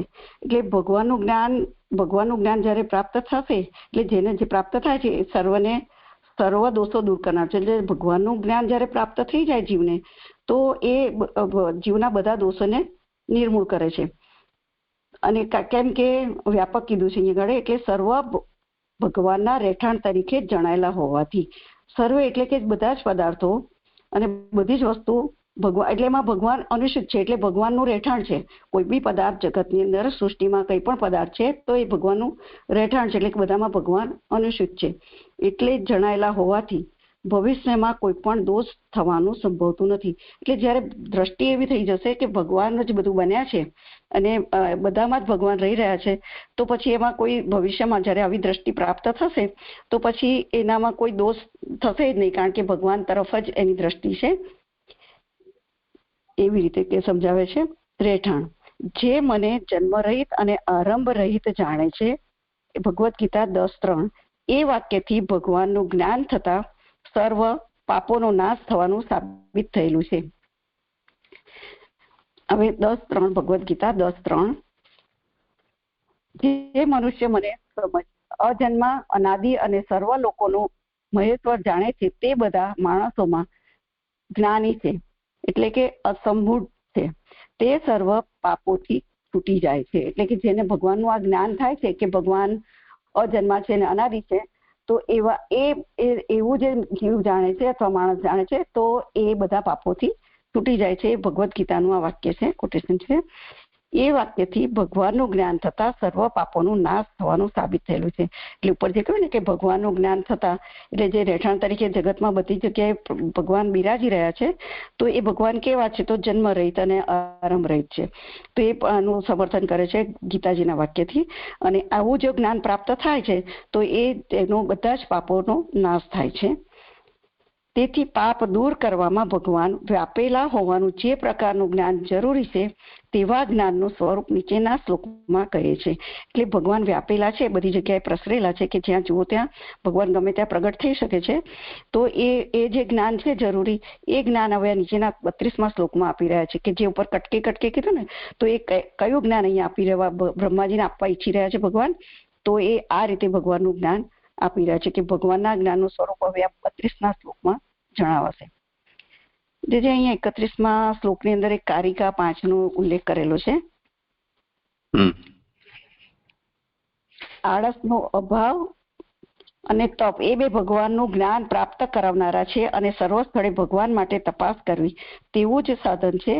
જ્ઞાનથી જ મલનો નાશ થાય છે. એટલે આ જે જ્ઞાન પ્રાપ્ત કરશે એનાથી મલ એટલે કે દોષનો નાશ કરે છે. અને એના માટે ફૂટનોટ છે 5 નંબરની. આ કારિકાથી પહેલા 4 શ્લોકો એટલે કે 29 થી 32 નો અર્થ છે. આળસ તજવી એ 29માનો, તપ કરે 30માનો, અને સર્વ સ્થળે યુક્તિથી પરીક્ષા કરી ભગવાન માટે તપાસ કરવી એ 31માનો, અને તેનાથી દોષ દૂર કરવા એ 32માનો અર્થ છે. એટલે સર્વે જ અહીંયા આગળ જે આ કારિકામાં કીધું ને કે તપાસ કરવી, અને એ એટલે ભગવાનને જોવા, તપાસ કરવી એટલે કે બધી જગ્યાએ ભગવાન બિરાજી રહ્યા છે એનું જ્ઞાન પ્રાપ્ત કરવું.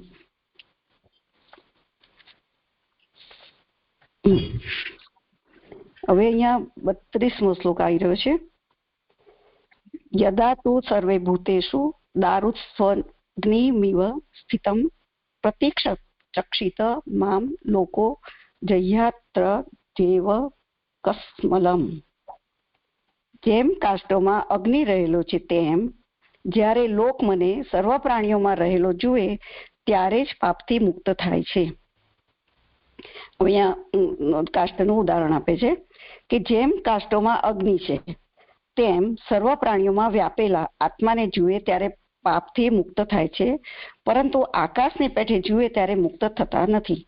એટલે અહીંયા આગળ જે કાષ્ટનું અહીં ઉદાહરણ આપ્યું છે કે કાષ્ટની અંદર અગ્નિ રહેલો છે પણ આપણે બહારથી દેખાતો નથી, પણ અંદર છે.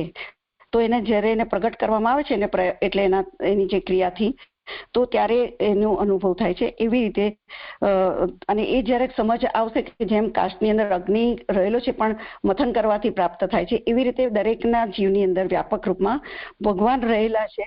તો એ જ્યારે જ્ઞાન પ્રાપ્ત થશે ત્યારે એ પાપથી મુક્ત થશે, પરંતુ આકાશની પેઠે જુએ ત્યારે મુક્ત થતો નથી, કારણ કે તે આકાશ લોકોથી વીંટળાયેલ છે અને તે લોકના માત્ર દૂર થવાથી જ દેખાય છે. જે મને આ નથી સમજાતું કે આકાશ લોકોથી વીંટળાયેલ છે અને તે લોકના માત્ર દૂર થવાથી જ દેખાય છે, પરંતુ અગ્નિની પેઠે મથન કરવાથી દેખાતું નથી. કે જે આકાશ અથવા અવકાશ આપણે જે કહીએ છીએ તો એ આપણને આવી રીતે નથી દેખાતું, એની અંદર ખાલી જગ્યા છે પણ એમાં કશું દેખી નથી શકતા. જ્યારે પ્રયત્ન કરવાથી કાષ્ટની અંદરથી અગ્નિ પ્રાપ્ત થાય છે આપણને મથન કરવાથી, તો એવી રીતે પ્રયત્ન કરવાથી ભગવાન આત્મા તરીકે બિરાજી રહ્યા છે. એટલે કે જે જ્ઞાન આપશે બ્રહ્માજીને તો એનાથી એમને આ પ્રાપ્ત થશે કે ભગવાન દરેક જગ્યાએ બિરાજી રહેલા છે. એના અર્થમાં અહીં લીધું છે આ દ્રષ્ટાંત. પરંતુ મને આકાશ લોકોથી વીંટળાયેલ છે એ મારો પ્રશ્ન છે. પરંતુ અગ્નિની પેઠે મથન કરવાથી દેખાતું નથી, એટલે આકાશની અંદર રહેલા જે છે તે દેખાતું નથી. એમ વળી આ ઘસવાથી પ્રગટ થાય છે, તેમ યોગથી અથવા નિત્યના ચિંતનથી મન વડે આત્મા સમીપ જવાથી અને બહારથી કોમળપણું દૂર કરનાર તપથી જ તે પ્રગટ થાય છે. આમાં 2 નંબરની ફૂટનોટ છે. વળી આ ઘસવાથી, એમાં 2 નંબરની ફૂટનોટ પાછળ. આ એટલે આત્મા, એ પુરુષોત્તમજી કહી રહ્યા છે, અને અગ્નિ માટે આ યોજેલો છે. એટલે અહીંયા નાનુભાઈ એવું કે છે કે જે આ શબ્દ વાપર્યો છે અગ્નિ માટે, કે જે કાષ્ટમાંથી પ્રગટ થાય છે, એ અર્થમાં કહ્યું છે. અને અહીંયા પુરુષોત્તમજી એવું કહી રહ્યા છે કે આત્મા માટે છે, કે જે પ્રયત્ન કરવાથી આત્મા દેખાઈ શકાય છે, એટલે પ્રાપ્ત કરી શકે છે. એટલે માત્ર દૂર, એટલે એના માટે કયા બે ઉપાય બતાવ્યા છે કે આ ઘસવાથી પ્રગટ થાય છે, એટલે અગ્નિના અર્થમાં પણ છે અને આત્માના અર્થમાં છે. કે આત્મા માટે અહીં બીજો ઉપાય બતાવ્યો, તેમ યોગથી અથવા નિત્યના ચિંતનથી. એટલે આત્માને જોવા માટે શું કરવું પડે કે યોગ કરવાથી અથવા નિત્યના ચિંતનથી મન વડે, એટલે આત્માની સમીપ જવું, એટલે ચિંતન, સતત ચિંતન કરે ને ભગવાન સાથે મન જોડી દે તો એનાથી સમીપ જવાથી. અને બીજો એક ઉપાય છે કે કોમળપણું દૂર કરનાર, બહારથી કોમળપણું, એટલે કે શરીરને જે શ્રમ આપીને જે તપ કરે છે એના અર્થમાં કીધું છે, તે પ્રગટ થાય છે. એટલે કે 2 ચિંતનથી, એટલે યોગથી અથવા ચિંતનથી, અને બીજો તપથી. આ 2 રસ્તા છે કે એનાથી આત્માનું જ્ઞાન તમારે પ્રાપ્ત થઈ જાય, કે ભગવાન બધે આત્મા રૂપે બિરાજી રહ્યા છે. જેમ કે કાષ્ટની અંદર અગ્નિ એ મથન કરવાથી મળે છે, એવી રીતે અહીંયા આગળ આત્માનું સ્વરૂપ તમને જાણવું હોય તો આ રીતે જાણી શકાય છે. એટલે ભગવાન બ્રહ્માજીને આ ઉપદેશ કરે છે. પ્રાણીઓમાં રહેલ પહેલેથી જ હતું, બધાએ કાષ્ટોમાંથી, તેમજ એક કાષ્ટના પણ દરેક અવયવમાંથી નીકળેલ અગ્નિ સરખો જ છે. એમાં 4 નંબરની ફૂટનોટ છે. એક કાષ્ટમાંથી પણ નીકળેલો અગ્નિ તેના બધા અવયવમાં સમાન છે, એવી વાક્યની યોજના છે. એ પુરુષોત્તમજી કહે છે કે કાષ્ટના કોઈ પણ ભાગમાંથી, એટલે કે મૂળમાંથી લો, ડાળીમાંથી લો કે થળમાંથી લો, પણ એક જ પ્રકારનો અગ્નિ નીકળે છે, એવું પુરુષોત્તમજી કહી રહે છે.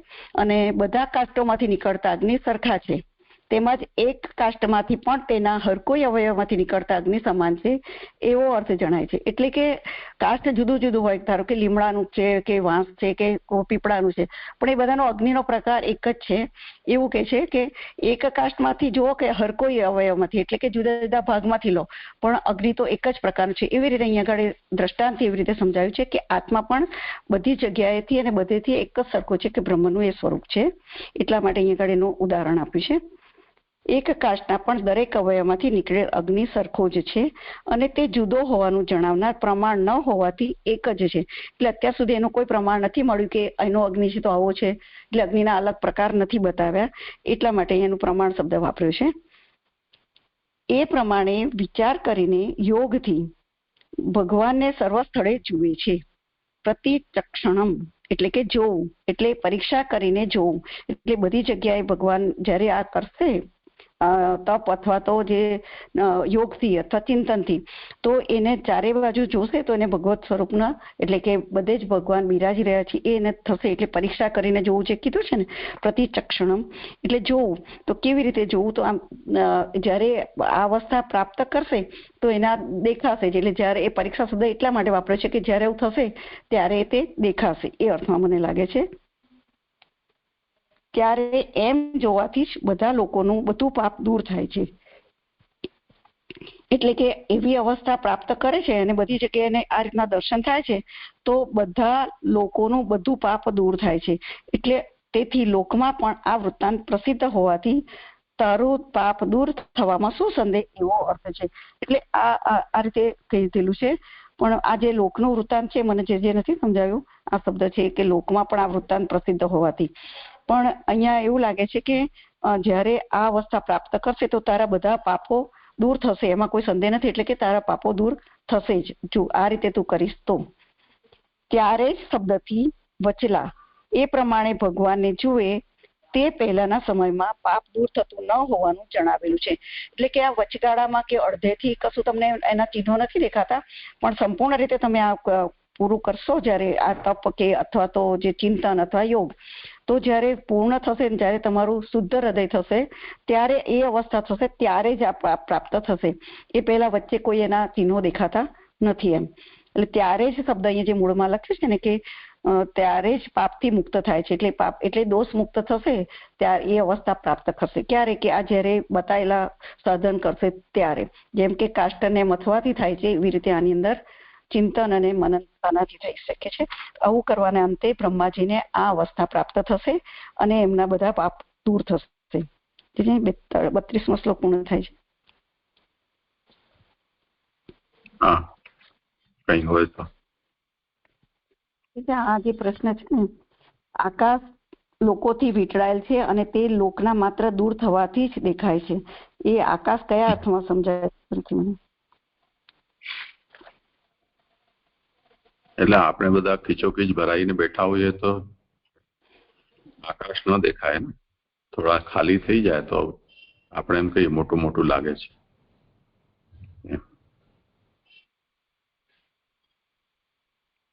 ઉપરનું વાક્ય છે પરંતુ આકાશની પેઠી જુએ ત્યારે મુક્ત થતો નથી, એટલે એ એની સાથે કેમ જોડાશે?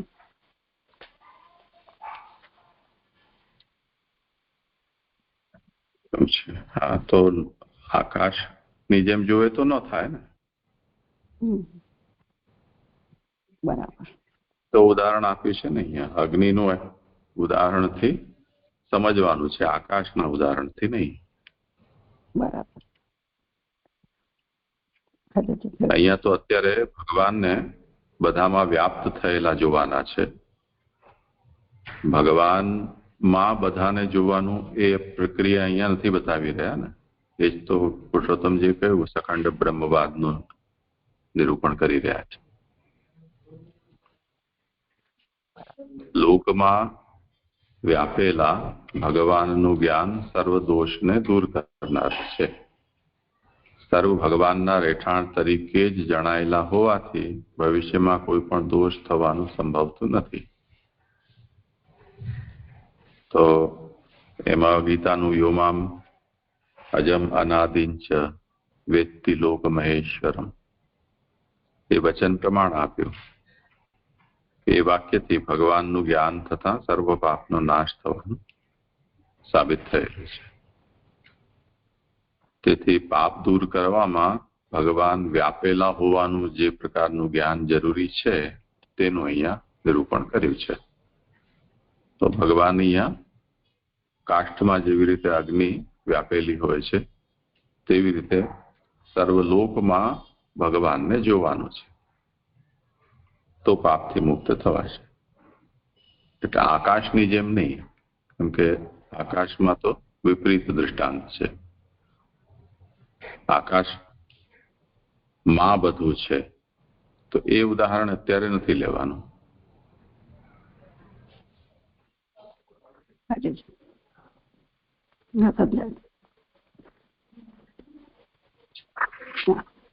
આગળ કરું છે. કેટલા શ્લોક છે? હવે 33 અને 34 બે શ્લોક છે, બાકી નાના છે. હા, કરી. બીજા બે જ્ઞાન છે. એક પોતે બ્રહ્મ હોવાનું જ્ઞાન અને પોતાની અંદર પ્રજા હોવાનું જ્ઞાન. ભગવાનમાં પ્રજાઓ હોવાનું જ્ઞાન બધાને છે, તેથી તે અહીં કહેલું નથી. એટલે ભગવાનમાં પ્રજાઓ છે એ જ્ઞાનનો અહીંયા ઉલ્લેખ નથી કર્યો, પણ પોતાની અંદર પ્રજા હોવાનું જ્ઞાન કહેલું છે. બીજા બેનું ફળ સ્વરાજ્ય છે એમ નીચેના શ્લોકમાં કહે છે. યદા રહિત માત્માનમ ભૂતેન્દ્રિય ગુણાશય સ્વરૂપેણ મયોપિતમ પશ્યન સ્વરાજ્ય મૂર્છતિ. જ્યારે મહાભૂતો, ઇન્દ્રિયો, ગુણો તથા અંતઃકરણ વિનાનો અને સ્વરૂપમાંથી મારી અંદર રહેલો આત્માને જુએ ત્યારે સ્વરાજ્ય પ્રાપ્ત કરે છે. સુબોધનીજી, મહાભૂતો, ઇન્દ્રિયો, ગુણો તથા અંતઃકરણ વિનાનો અને અવળું લોમીના મતની પેઠે ચેતનરૂપ સ્વરૂપથી મારી અંદર રહેલો આત્માને જુએ ત્યારે સ્વરાજ્ય એટલે કે સ્વરૂપાનંદનો અનુભવ અથવા પોતાની અંદર રહેલા જીવો ઉપરનું અધિપતિપણું પ્રાપ્ત કરે છે. એટલે આ રીતે અહીં બતાવ્યું છે કે જ્યારે મહાભૂતો, ઇન્દ્રિયો વગેરેના વિનાના એટલે કે શુદ્ધ ચૈતન્ય વાળા સ્વરૂપને અંદર જોશે, સ્વરૂપને મારી અંદર રહેલો આત્માને જુએ ત્યારે, એટલે ચેતનરૂપ સ્વરૂપથી ભગવાનની અંદર રહેલો આત્માને જુએ ત્યારે જ્યારે એ અવસ્થા પ્રાપ્ત કરે ત્યારે તો એ સ્વરાજ્ય એટલે સ્વરૂપાનંદનો અનુભવ અથવા પોતાની અંદર રહેલા જીવો ઉપરનો એટલે કે જે બ્રહ્માજીની અંદર બિરાજી રહેલા જીવો છે એ પણ આ જ છે એ રીતે એનું અધિપતિપણું પ્રાપ્ત કરે છે. હવે આગળ શ્લોક. જો પોતાની અંદર રહેલા લોકોને પુત્રની પેઠે ઉત્પન્ન કરીશ તો તારા હૃદયમાં આળસ વગેરે કોઈ પણ દોષ ઉત્પન્ન થશે નહીં, એમ નીચેના શ્લોકમાં કહે છે.